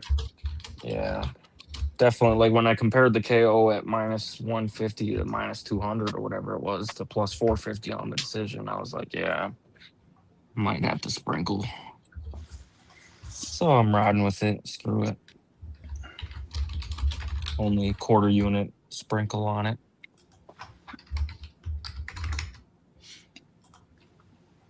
Toad. Hmm. You getting frisky in the morning? You'll be ready sometime. Like I said, I'll be on the road, probably heading back for the first two fights or so. So I'll be missing a little bit of it. I'll be up. Then we'll all be on. I'll join in for sure as soon as I get home, though. Let's do it. Let's do it. Early morning again. Abu Dhabi. I love these cards, dude. These are my favorite ones. And for me, it's like earlier, so I literally get to wake up and just grab a coffee, start watching.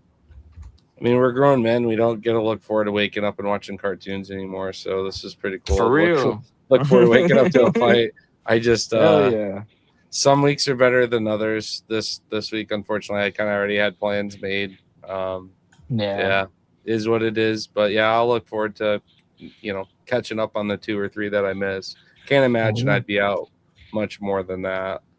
No, I don't think so. Yeah. I actually It takes half hour per fight around roughly. Right. I prefer the night fights myself.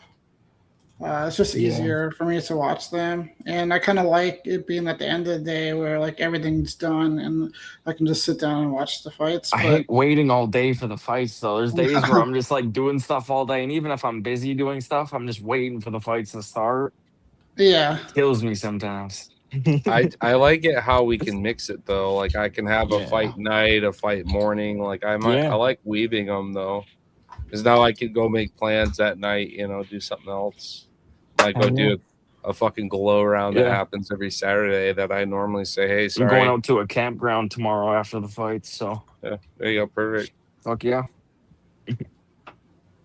Still have the rest of the day to do some stuff. Bring a rake with you, man. Be part of the rake force. Dumbest fucking shit ever. I think the Blue Jays are about to get cooked. No. Are they? Fuck. Might have to Damn rip it. that flag down. No. Fuckers, man. Fuck. Fucking Blue Jays, man. What happened? They're in the top of the ninth. They got a guy on first, 2 outs. They're down by 2. They need a homer basically to tie it here. They're fucking cooked. Fuck me. Did you put a lot Dodgers on it? already won. I bet the Dodgers and Blue Jays. Dodgers already won, and then I single bet the Blue Jays at like 6-1, and they came back, and now they can't fucking pull off the win. Would have been a very, very, very, very, very good night if the Blue Jays pulled it off. Rafael Devers homered. I just checked mine. I hope he can get 2 home runs. That's where I really make some money. Oh, I bet the super boost on Bet365 for MLB today. It was Guerrero to get 1 hit. So that hit. So I won a unit off that. Hell yeah. Pretty sure the Jays just got cooked. Let me check. We're so cooked. Yeah, we're cooked. Yeah. Jays take the L 4-3. Ah, Brutal. Or 6-4. 6-4 L. Polly's messaging me. We coded the Jays to win. It didn't pull out. Damn.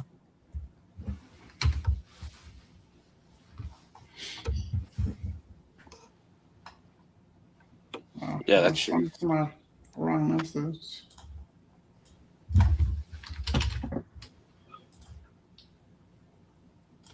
Did you put a lot on it, Joseph, or just like a unit? unit and a half. And then I had a maybe unit on the Jays and Dodgers. Oh, together. Yeah. But you got the first one. Well, you did that separately? You did the Dodgers separately, or no? No, they were favored. Ah, okay, I got you. Well, guess I'm going heavy on UFC. Let's go. That's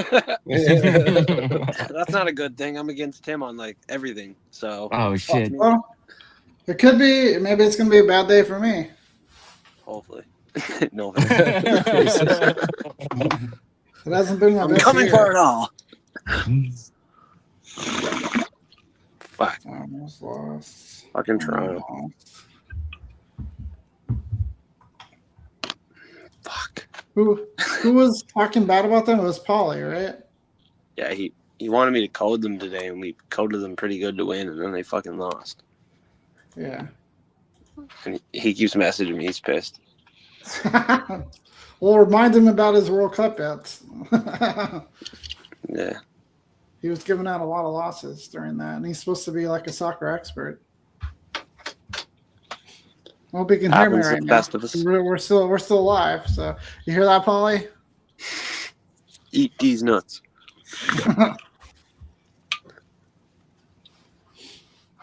Don't bet what you can't afford to lose. Yeah. Right. Wish the Jays won. Would have been nice, but here we go. Heavier on UFC. Cheers. I'm sending you guys the collaboration I did with Jacoby and Joaquin Buckley. Okay.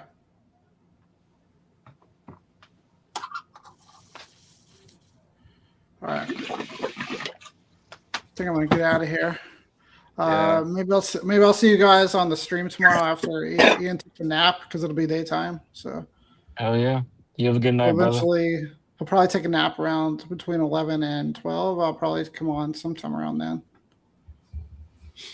Hell yeah. Do it. For sure, All right, man. so Good seeing you, Tim. yeah, good seeing you, Toad. Later, Icy. Later, Joseph. Have a good night, brother. Peace. See ya. I just got to enter in my last couple bets here, and then I'm going to pack a rip. Maybe I should do that before I start doing more of this. Yeah, I'm ready. I just packed a nice little fresh little juicy one. I see Joseph over there hacking and croaking, so Yeah, it's making me want to. I need one. I'll wait for you. We'll all rip one. All right. We'll send good vibes into the universe together. But check out that reel. I thought it was so cool. I'm like, both you fighting on this card. I met both of you, and like through my own toad code, I made a parlay that juiced. It was so fucking sick. It's like the double fucking knockout parlay from Buckley and Jacoby. Banger fight, Peterson. Or not Peterson, fucking Patterson. Pitter patter, let's get at her. Patterson, Holland. I mean, it paid well too. Jacoby by knockout, Buckley by knockout, 2-leg cashes at 18-20. Good luck getting those odds anytime soon from either of those guys. Yeah.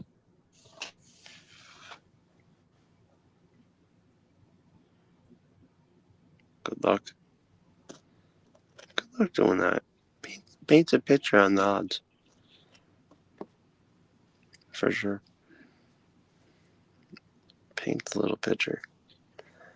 And says, why the fuck is 90% so confident on Jacoby, but the odds are so close? Yeah. What the fuck's going on here? Extreme value or a fishy line? It's a good question. Huh. I guess we're going to find out in the morning with Yes, Tim sir. Hortons Tim Hortons. Oh, yeah. to start the I night. might have to run You to know Tim what? Hortons before the card starts and grab You know, coffee, fucking a nice what? cap. I've only ever had Tim Hortons like a couple times in my life because like we just have a lot of options here, but I've like never disliked Tim's, right? Since you boys in here in the typical Canadian fucking Tim Hortons, this and that, I've been kind of itching for it. Like I'm gonna literally go to Tim Hortons because you fucking Canadian boys talking about it all the time. One of us. One of us. I'm not far though, dude. Like Michigan, we're kind of there. No, you're like borderline Canadian. Here across the pond, bud. I got some fucking fish dip right now. It's like a white fish dip that my friend brought from up north that I'm eating on right now too. And I'm getting excited because I'm taking my dad fishing here in a couple of weeks out for some king salmon and a childhood lake that we rented cabin at. We're gonna stay up there for a few days. So I'm all over here toading out over the jerky and smoked salmon and shit we're gonna be eating on this trip. Just such a good time up there. Oh, yeah. Got that crab sauce too. It was like it was weird, right? It was like a whitefish crab dip, but it's good. It's got a little bit of everything in it. Tonight, were you? I had a couple crackers right as I got home because I'm fucking starved. I had a couple right in between shows. Had to munch a few fucking crab chips. It was pretty good. Got my bets in. Let's go. Oh yeah. What was your final few plays that you're like kind of feeling last little bit of the night?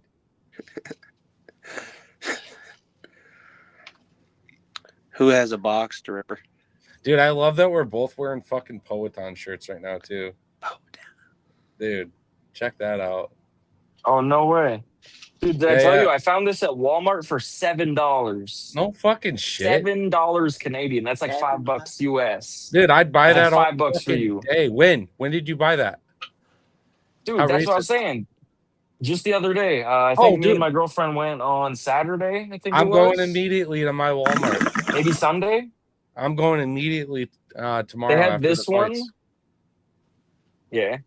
They have this one and a John Jones one. So I was like, all right, it's Poeton. Yeah. I'm not gonna lie. I'm not doing the John Jones shirt. I listen, I collect a lot of UFC shirts, and like it was one Christmas I had opened a John Jones shirt from my girl's dad, who he knows all my favorite fighters and things. And he'd always be like, do you got any John Jones cards? I'm like, yeah, I mean, I got some. And he's like, you know, you should get some. He's good. And so yeah, for Christmas he got me a John Jones shirt. It's like, okay, guy, you know I'm gonna have this battle with you about legitimacy in the sport and being like a non-PED piece of shit. But okay, fuck it. Much love. I appreciate you. I've never worn it, but yeah, if I ever had to choose between a Poeton shirt and a John Jones shirt, it wouldn't even be a discussion, dog. I'm getting a hands of stone all day. Polly's in the live chat.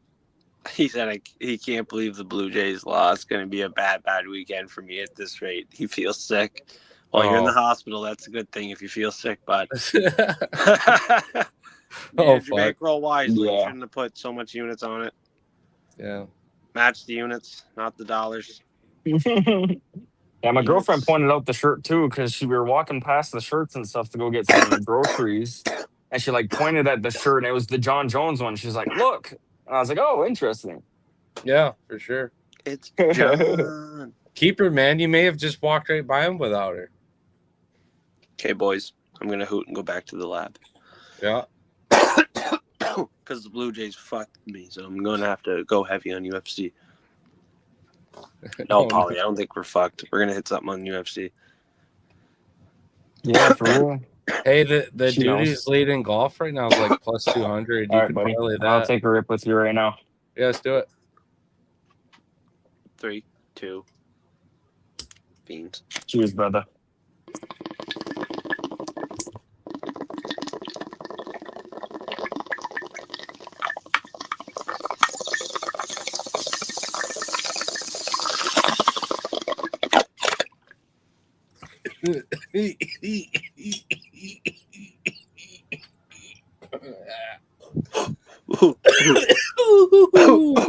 Yeah, Yes, sir. let's go.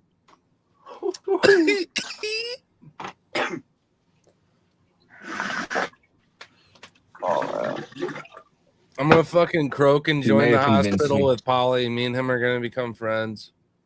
He says he feels sick. We're gonna be homies in the hospital together. We're gonna watch the Masters, and our homie's gonna come back from a plus 1,000 fucking odd deficit and win it, or whatever the fuck. I don't follow golf ball. I'm a disc golfer. You know, that's the golf I play. But good luck, man. I'm sorry your dude took a shit, but he's plus 600 now, and he's been the dude all week. So maybe he comes back. That'd be cool. Joseph, Cool. I think, said he put in on him at that rate, so that'd be cool for you guys. Well, might have to with that. He has been favored all week, so it's like, fuck. All right. I'll do it. Oh my god, yes. The left or the right box? Which one? Lift them up, and whichever one feels heavier. I'm gonna play that game. None of them feel heavier. They feel the same. But not one speaking to you. You don't listen to them. No, usually they do, but literally nothing is. I ordered them online off Fanatics. Just go Yeah. Leahy with it. I'm gonna let Mr. 4-year anniversary over here for this dope ass channel pick left or right. What do you Leahy. think, Joseph? Give me a Leahy. Leahy? Yeah.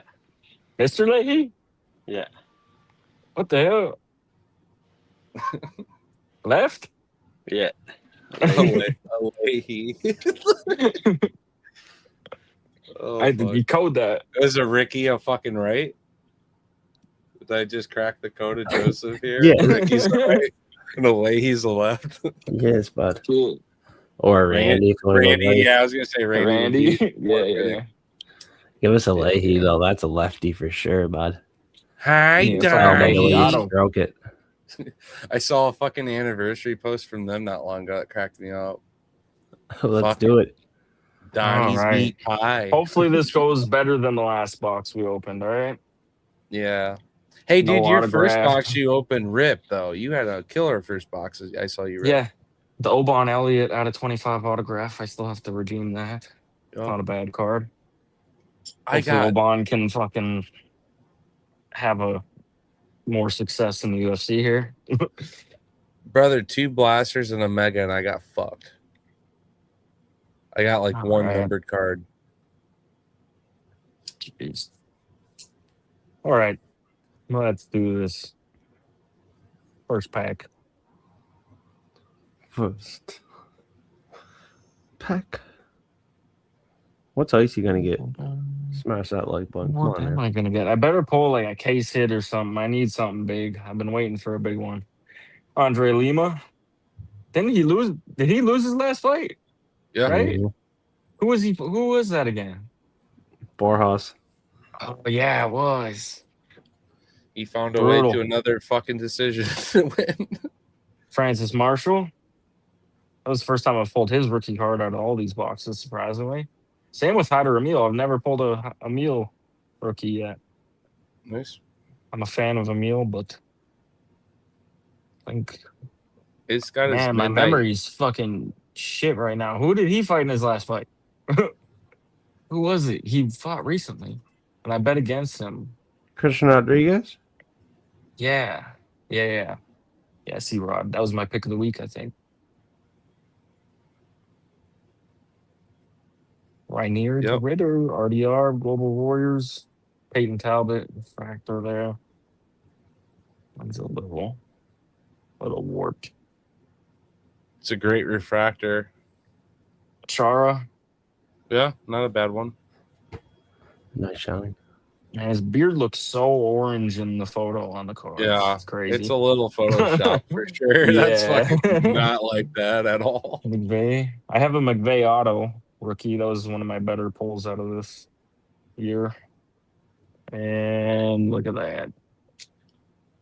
Mr. Foul himself. Cyril, your eyes are gone. Gone. Bone gunum.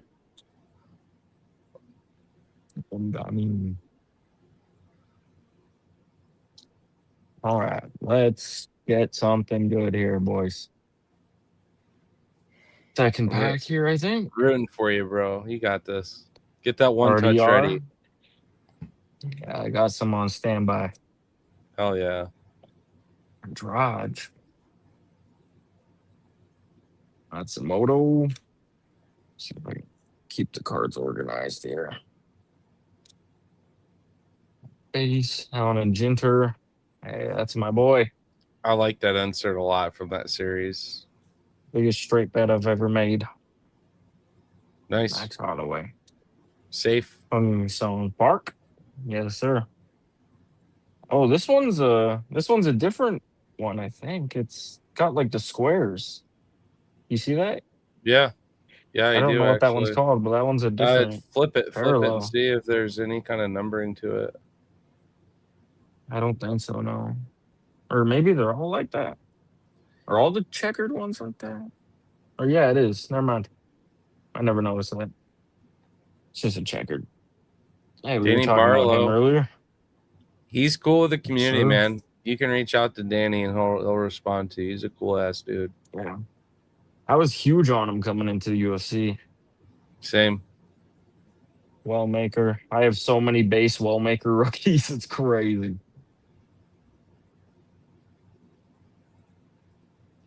Cool photo.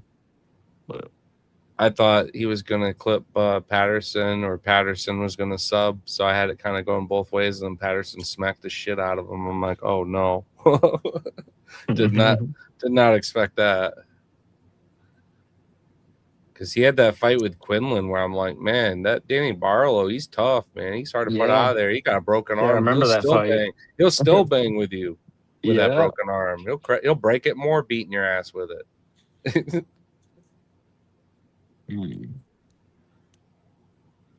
I like some of the photos that they did for this year. They did pretty well with photos, I feel like.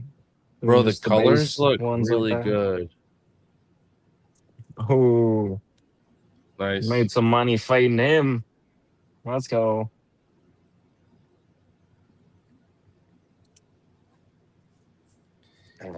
Yeah, no, this year they did really good with like the card art, but the numbering is really good.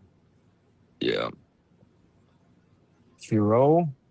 Yeah. Refractor insert too. Yeah. That's not a bad one at It's all. decent. Oban checkered. I have a few Obans now. Bautista.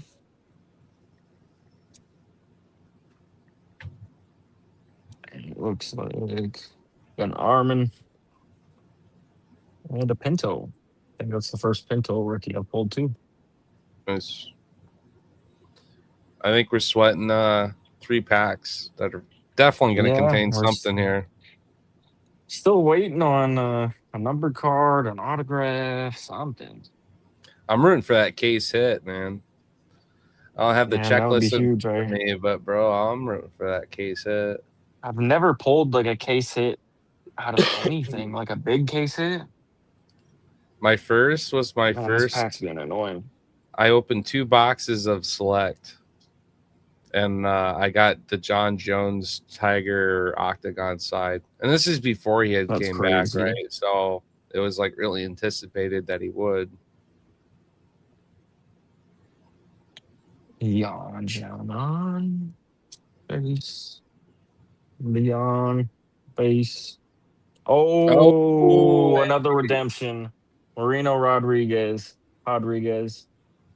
Nice. Chrome lineage autograph base parallel.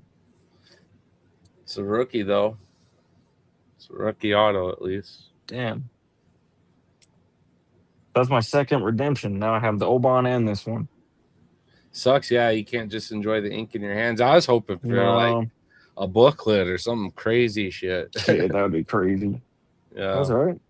Marino Rodriguez, not hey, terrible. better than anything I opened. Better than the last no autograph and the what was it? Torres Finney autograph too. Better than both those. So yeah, for sure. RDR in your face. DDP, let's go. Yep. Didn't get the KO, but great fight. Great fight. Moreno. Imavov. I heard that he's supposed to get the title shot next here. Haven't heard much until after that last fight, and then I heard some. Yeah, it's been too quiet. It's been way too quiet for him, right? Yeah. I can't remember what I saw after the fight. After the DDP and Usman fight, I think Imavov came out and said something, or someone else came out and said something. Like they were working on the fight with Imavov and Strickland. But should be interesting to see what goes on with that. Mm-hmm. A lot of good options for. It's gonna be a fun fight to break down if you think about their last fight together, like crazy. Yeah. Jeez, that pack did not open nice. It looks like there's blue here, so it looks like we got a numbered card probably. Nice. So we're back to having better packs here. Diego Lopez spinning wheel kick. That's sick. I love that. That's a cool photo. Space. Yeah, I faded him against Ewing. Nice. That was a good one. Oh, it's a rookie. It's sideways. Okay. Let's go, buddy.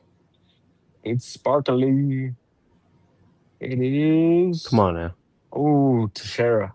Dude, it's you. I was just about to say. Holy shit. No way. That's funny as fuck. Yes. Let's go. I love it. Dude, that's what I'm saying though. Look at the coloring of that. Those colored cards beautiful. Look so nice in that series. Like when you get into Panini, you had blue shimmers that were out of 5 or some dumb shit, but they were beautiful cards. Now, like all the numbered cards are beautiful in the series. What number is that one, Icy? The number, I think it's out of 150. It's number 17 out of 150. Nice. All right, I'm gonna see if there's a code there. I already see one. Bilal Muhammad. Zhang Weili. Yeah, 17 out of 150. That's funny. And technically on the card, it's 017 out of 150. Has a 0 in there. Yeah. So that adds anything. What day of the month were you born, Icy? I was born the second month, the second day. There's a lot of 2s in my birthday. Like literally only twos almost.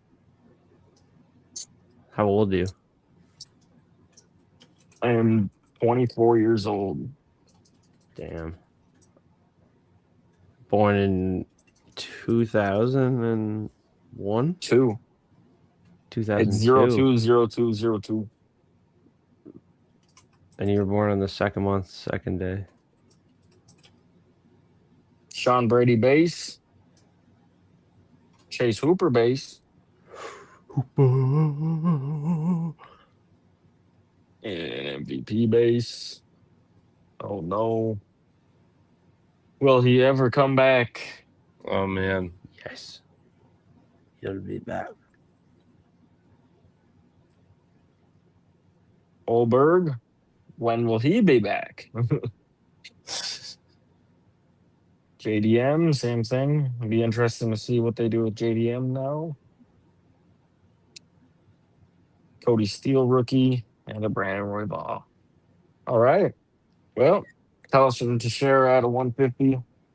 Yep. Marina Rodriguez autograph redemption. Not too bad. And you got rookies too. It's one thing to just pull a numbered card Yeah. in an auto that you're like, not the person I PC, but at the end of the day, you're fanning out a collection of people that, Yeah. if anyone ever wanted to tap into either of these fighters later, you're always going to pay more for the rookies. I got one of the best rookies in my whole collection that is on its way to me now. I have been chasing a card for Let's the last go. several years, and I just hit it last night. So I'm not going to Let's spoil go. it, but That's there's it. going to be a channel in the Discord, and Yeah, I I'll want to wait get for it. everyone linking trading cards and that shit all day, opening links, all Yeah, that. let's do it. Start, be and sick. that's We gotta Icy. do that. You're big into cards. I like cards. Get into fucking YouTube with Yes, just sir. cards if you want to, and then you can do Yeah, bro. I should. your bets and everything else. But dude, And I don't just do UFC. I have look at that. all these boxes here, all these brown boxes are filled with product. Let's This fucking go. is a little bit of NFL in here. I don't have too much NFL. I have more NBA in here. I have that sealed up though, and then some NHL. I have a good amount of stuff. A good amount of Nice. cards too. I've love never it. really pulled too much big stuff. Like the biggest card I own probably is the Jalen Brunson out of 99 rookie autograph. Mm. And then the best, this is the best UFC card I've pulled, was the out of 50 Oz Rutan autograph out I of love that, though. 2024. That was the only autograph I pulled that was like a really, really good name. Yeah, it's a legendary. I've yet to have name. like a current fighter too. Like I want like something like a fan favorite current fighter. I got my like hands that, on but- some old Tops product and pulled a Tank Abbott auto that made me lose my Oh, shit. that's crazy. Yeah, so I get into some of these old names big time because being a young kid that transitioned like a lot of kids from wrestling fans into boxing and eventually MMA, like, oh yeah, I remember Tank Abbott. I remember I was renting the DVDs and watching fights with my friend's dad a lot, who was big into UFC, and he loved Tank Abbott, and we both loved Chuck Liddell, and we like these guys that are just fucking bruisers. And to no surprise, I'm a huge Justin Gaethje fan, right? There's something about just being a forward pressure, no fucks given fighter that I appreciate. So yeah, man, that's Another sick. blue one. Oh yeah, It's gonna go well this weekend. My pick of the week, Kunaev. nice. Got him next to the little keychain there. Do a little collab with your bet. Like hit your card with your slip and just show him some love. He'd love to see Oh, I that. should have did that because it's blue. Mm-hmm. I should have did that. So what I see nationality matches are sometimes better than the numbering. Like my Bronx collection, I got a lot of greens. Yeah, My that's Poeton sick. collection, I got a lot of greens. So nationality hunt, because it's slept on. Sometimes people get too focused on colors and they're like don't appreciate a fight, like a card that a fighter could sign eventually one day and like a meet and greet and like shake their hand.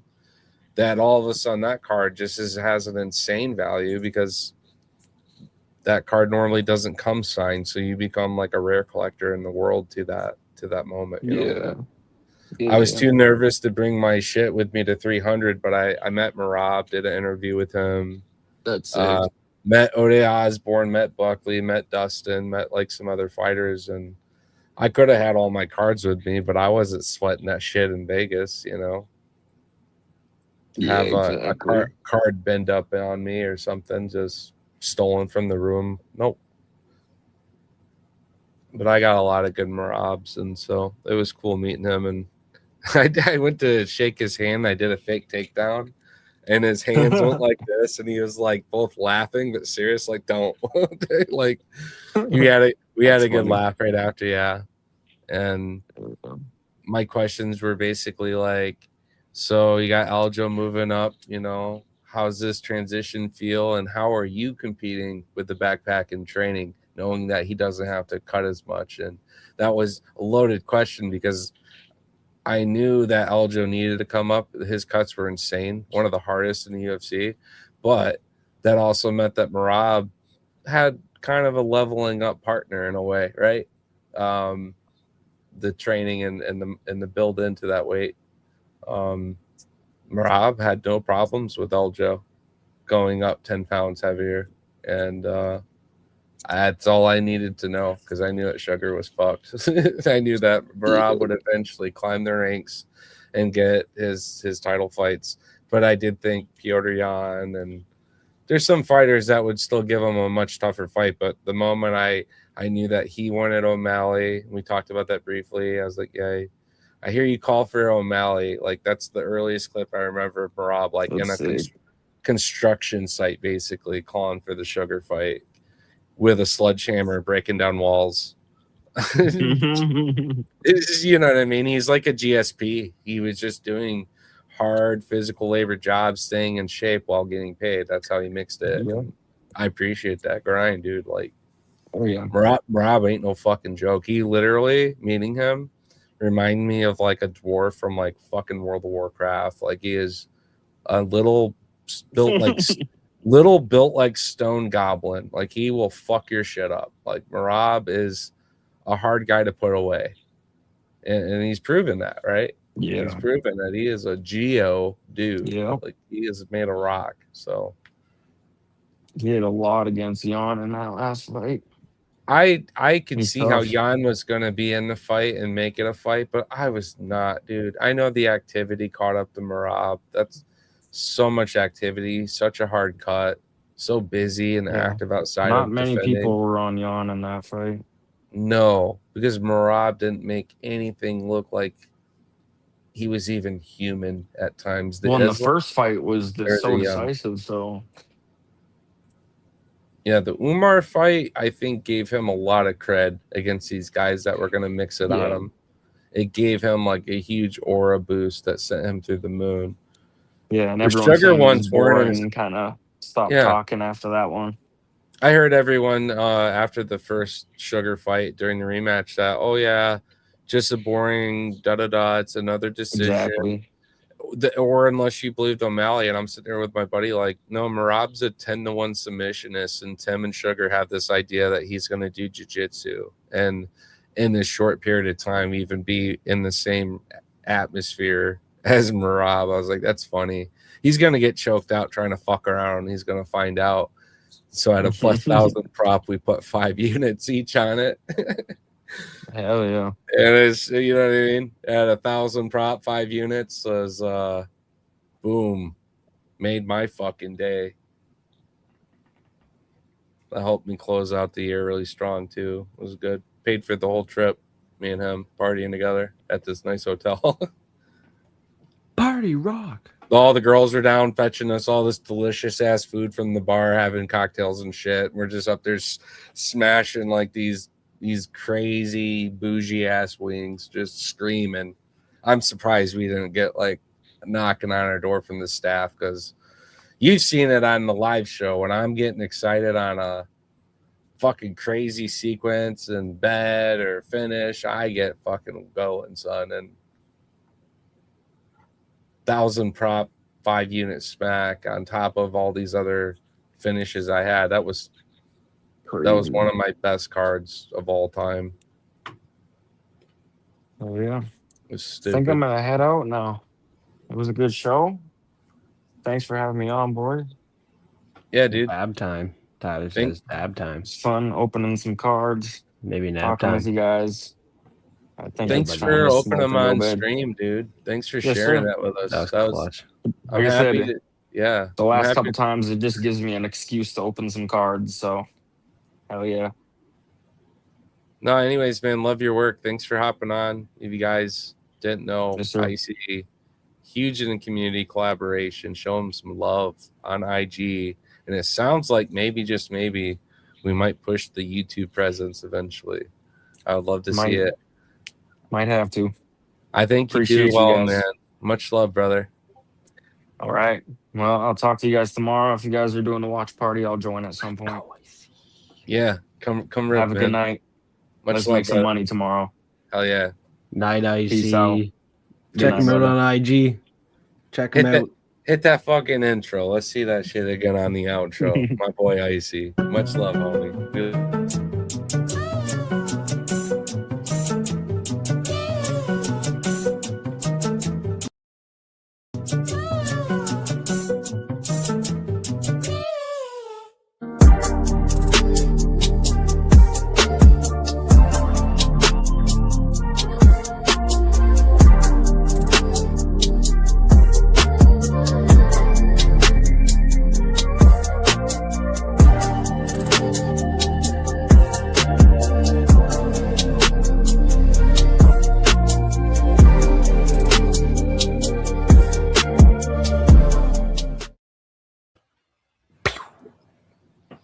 Cold as fuck. I That love was a it. cold outro. I like the moment the beat drops and you show the GSP head kick. That's where that intro to me is the best one. It is just, the sync is incredible. I love it. And it shows that he's a Canadian lad, maybe, just maybe, with that GSP love. Get into some of those, Icy. Grow that collection. Go back in time and grab your GSPs. They are out there, and they're definitely a respected value, but I don't think respected enough. And eventually the world's going to know ball, and UFC trading cards as a whole will grow.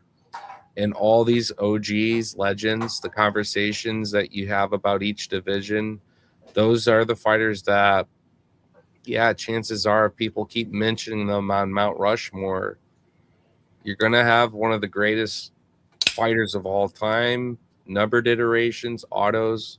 That does not diminish as the sport becomes wildfire in trading cards. This is the most slept on cardboard in the hobby space, bar none. UFC trading cards, very, very hot right now. I just got one of the greatest hunts in my entire collection, a rookie I've been seeking the day it released. I'm not sweating and revealing any more than that, but I got it last night, and I got it for about a fifth of the value I was willing to pay for it. That's what's fucking up.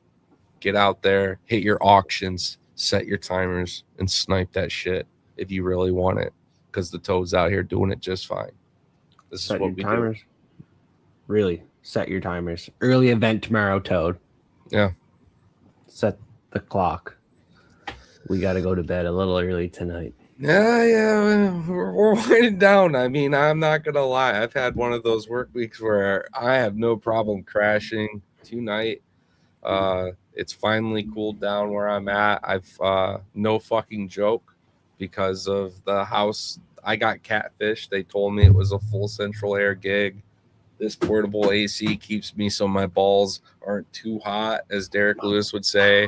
But the upstairs in the other room, even with an AC, and I've tried, not so comfy. I've been downstairs with the frog, aka baby legs, aka the frog I rescued from a snake that entangled it and was about to eat it. Now it's my pet. We watch and hang out, watch the fights. That's where the Toad does some scouting reports and watches his other favorites. And it's so cool to see that. I come down, and Fight Fiend forecast is part of my natural algorithm now. And Baby Legs is watching. this dumb shit right now, probably later. And shout out to my frog. We've been sleeping together. I'm on the couch. I snore sometimes. Baby Legs doesn't like it, but all that to say, it's cooled down and I've been sleeping sound in a bed again. And I didn't have to move my bedroom downstairs, so I'm happy. I get my space here.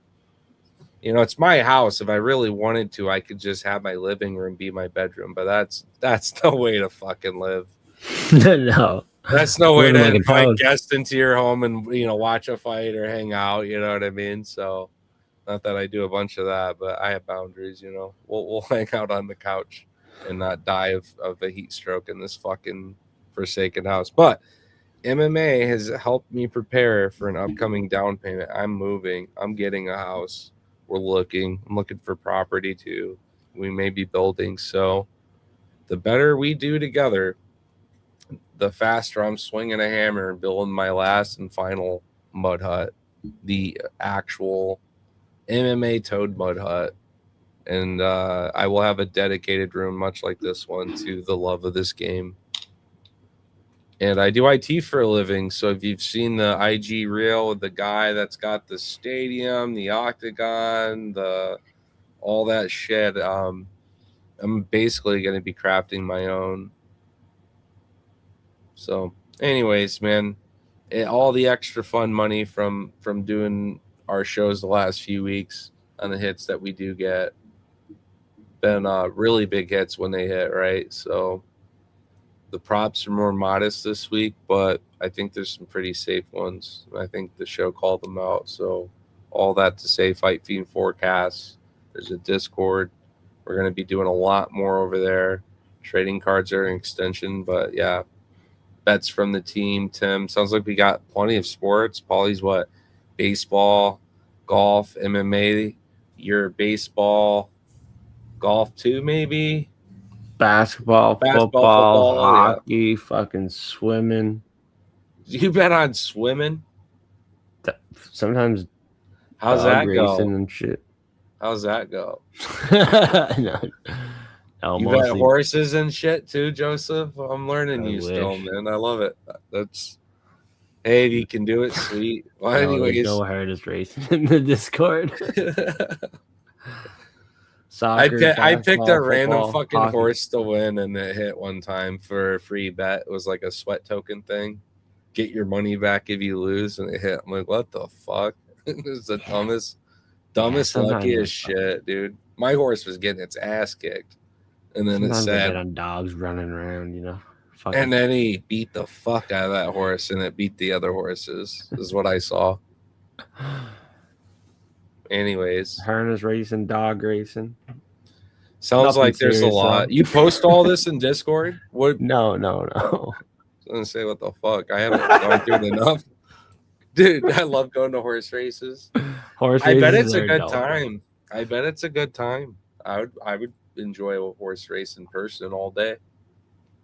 Yeah, we have some big races coming up here on the island. Big harness racing here, Gold Cup League. I don't bet horses. Don't really do that a whole lot, though. I wouldn't bet it heavy either, even if I was betting on dogs running around. Yeah, horse racing seems like a slot machine to me. Just about like Some people know what they're doing. I guess so. I'm just saying. To me, it felt like a lucky It's ass. like us with UFC. Yeah. But in the fight game, it's a 50-50 affair, right? Mano y mano, red versus blue. Fight. And that's the beautiful thing is you really get a good mixture throughout almost every card of some kind of crazy upset or the people who showed up to expectation, the aura is farmed. Yeah, you can stay up and know your horses. Yeah, I believe that. I went by the cool nickname and I was fucked up. And I'm That's my like, problem. I want Turbo Chicken to fuck up these horses or whatever it was. Of course you do. I just put it was $10. If you lose, you get it back, and it was going to expire within like an hour. I'm just like, Turbo chicken it. the props on this horse isn't too bad, and it isn't so good. Like it's somewhere could happen. All right, cool, bet, move on, and it hit and was like a 7 or 8x. I'm like, okay, we'll take it. take it out, eat it. Korean Ninja was here cooking. Can't wait to eat this week. Early too. It's breakfast time tomorrow. Yeah, no, I'm looking forward to it, man. It's gonna be I'm also booming. looking forward to having my night. Like I like my fight nights, but it's sometimes nice to just say, hey, Chill after too. yeah, go do something if you want. Good places that maybe you want to grub at are actually open, and you're not ordering some shitty late night greasy kitchen. Tastes like fucking dog shit. Obviously, I'm thrilled with my options around me, but anyways, yeah. But yeah, much love, brother. I think I'm also, much like Icy, going to get a little head start tonight here soon just because I got to get up so much earlier than the car to take care of my plans, get around, drive. Hate doing that shit early, and I'm just waking up. So anyways, brother, I appreciate you having me again. Congrats on your 4 years. Marks today. I guess. I mean, yeah. Yesterday. For me, it's still like the last 40 minutes of it, so that's cool. But yeah, no, congrats there. And crazy what time can do, man. I know that a year ago things were entirely different in how I was occupying my time in the space and who I entrusted and invested that time with, kind of thing, right? But one rhyme or reason, it all seems to always just move forward, right, and work for a reason. I can definitely say you got a cool ass community, nice little group here. Everyone's showing up, putting in their homework for you. We're just getting fucking cooking. And then the show earlier, some really good props I was joining in on late. People like Tyler, people just keep this chat moving. Here's BT as I say this. It's incredible to share this with you because honestly, as someone who sat in this chair many years going through cards and predictions and bets, this was always something I was hoping to build and aspire to. So you to invite me to be part of that with you is, can't say it enough, man. I got nothing but love for Joseph in this community, and we'll keep rocking it out, man. I ain't got enough posters and cards in my collection, and like I said, Toad's got a house to build, so we're gonna buckle down, buckaroos. You better fucking be ready for it. Much love, though.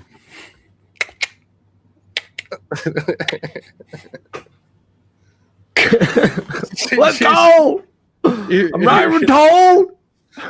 You'd be the funniest fucking mime, bro. I swear to God. Like the way you try to like sit there and yeah.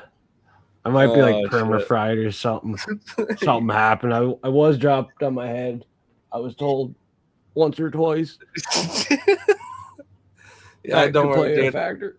I got all kinds of tisms, bro. So you're like, I think you shotgunned a fucking beer in your eye a little bit. That might have gotten to your bloodstream a little bit, maybe. But Yeah, I Yeah. always end up with like one drink left out of 12 at the end of the fucking stream. So I don't know. Maybe I need to like.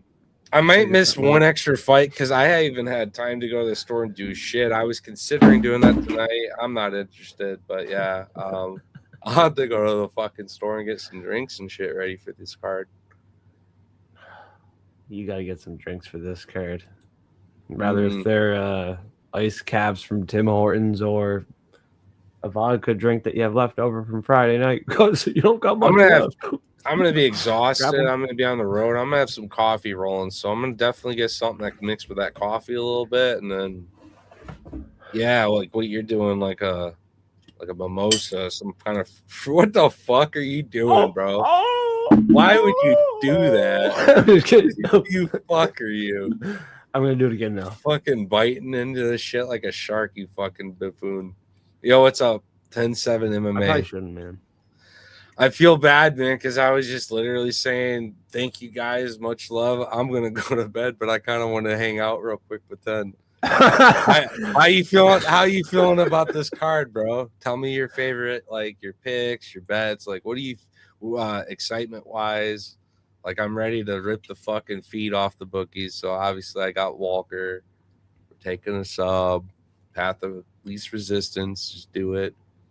But oh yeah, Sam. Yeah, nice. Don't Yeah, I'm work gonna too get. hard, Tyler. I got to get a head start though, only because I have to get up so early and be on the road, and it's just not good where I'm at. A lot of deer, a lot of shit. If you're not paying attention, you're gonna fuck up your life, and and others. I'm so happy I've never had to deal with that. I don't want to. So, but yeah, no, happy to have that. We were talking. Do you like your fight mornings? 10. Do you like your fight nights? I like the weave. Occasionally, I want my Saturday night to go play glow disc golf with the boys and eat mushroom. Just have a good fucking time. Do something else. So I love not missing shit. Do it all. You don't like it occasionally. I'm not asking like all the time. I'm saying maybe 1 in 12, 10 or 12. That's like 3 or 4 months or so.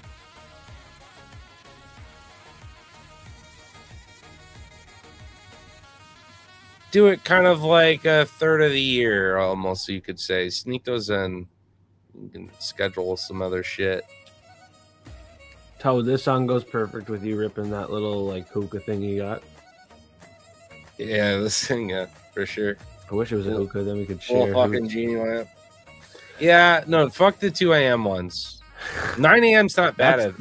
I'm crazy. waking up anyways. My body has been enslaved to the system, so my body wants to wake up around that time, whether I slept or not. So I don't mind starting a fight card then. I was saying the cool thing is like I'm not a fucking kid no more. I don't get excited to wake up for cartoons. So if I can wake up to be excited for fights, I'm geeking. You know what I mean?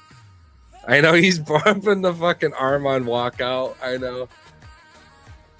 He started playing this shit earlier during the draft show, and I was dying. This motherfucker. Yeah, rip that bong, Toad. She's gassed. I got a pack. I'm trying to burn all this extra gunk out of it. Like and subscribe. Toad and Fiend are here. Still rocking the show here. Gotta go to bed soon though. It's an early event here in Abu Dhabi. I'm packing the tranquilizer. I'm done after this one for sure. But yeah, how you doing, 10?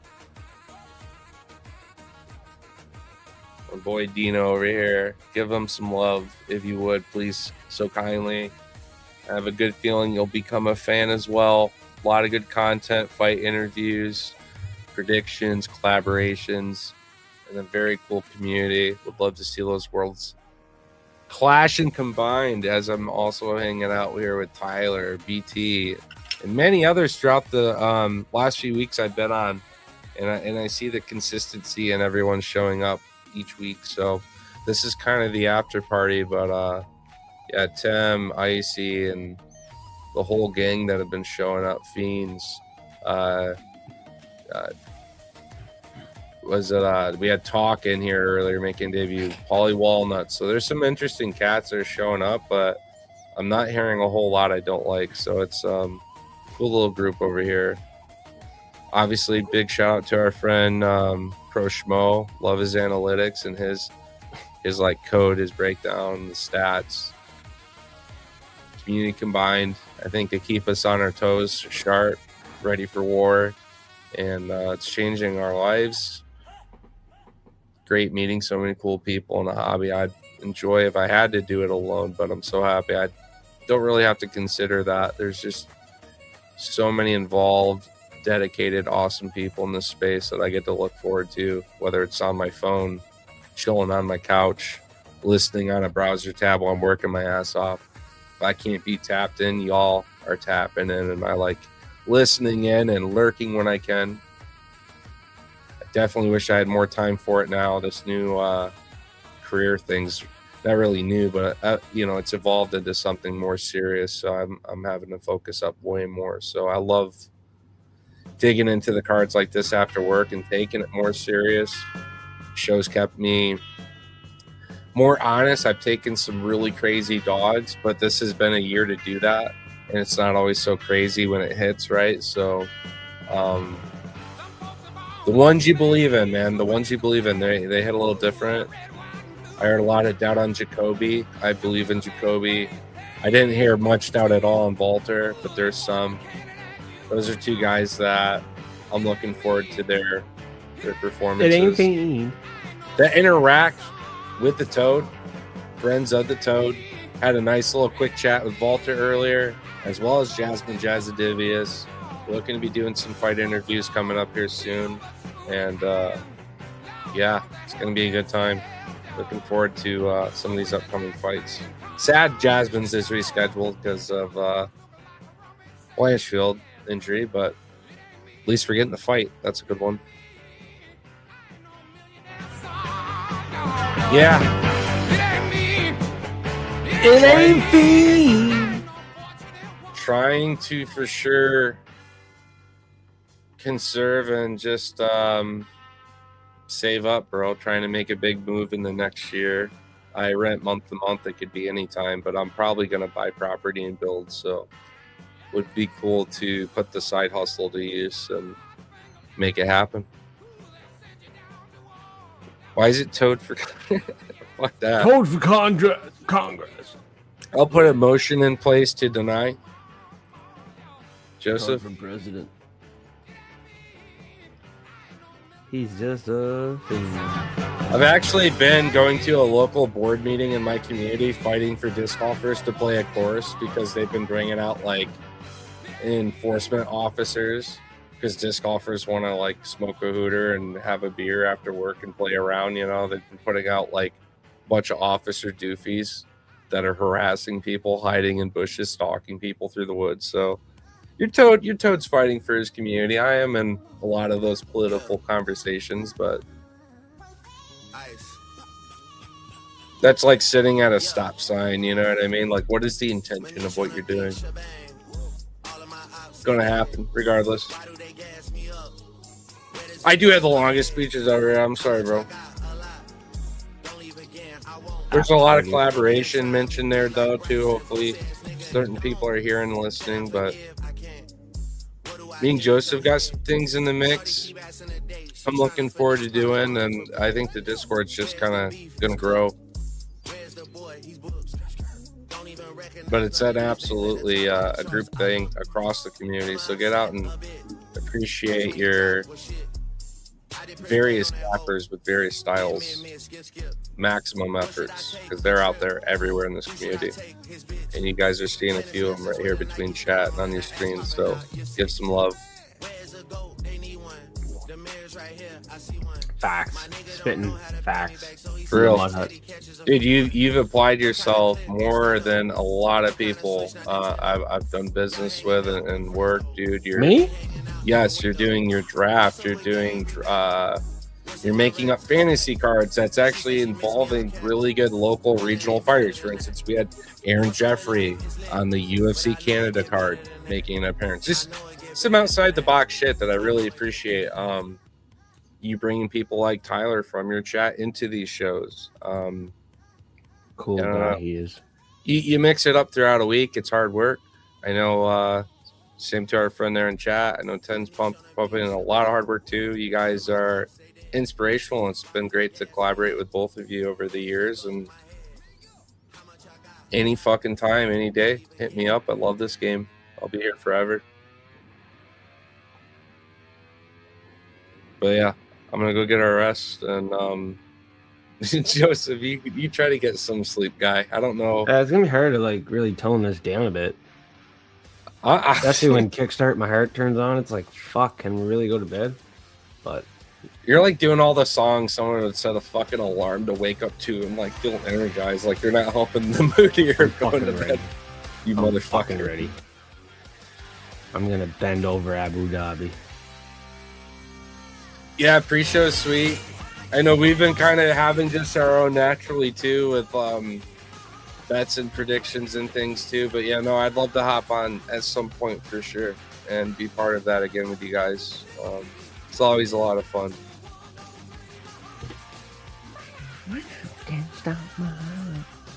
I'm fucking ready, man. Get some fucking sleep, bro. Ah! Cracking the fuck Are you out. ready? Yeah. All right, bro. I love you guys. Happy 4 years on your shit, guy. See you, Dino. See Tyler. CBT. All right, motherfucker. I love you. Peace. See ya, frog nuts.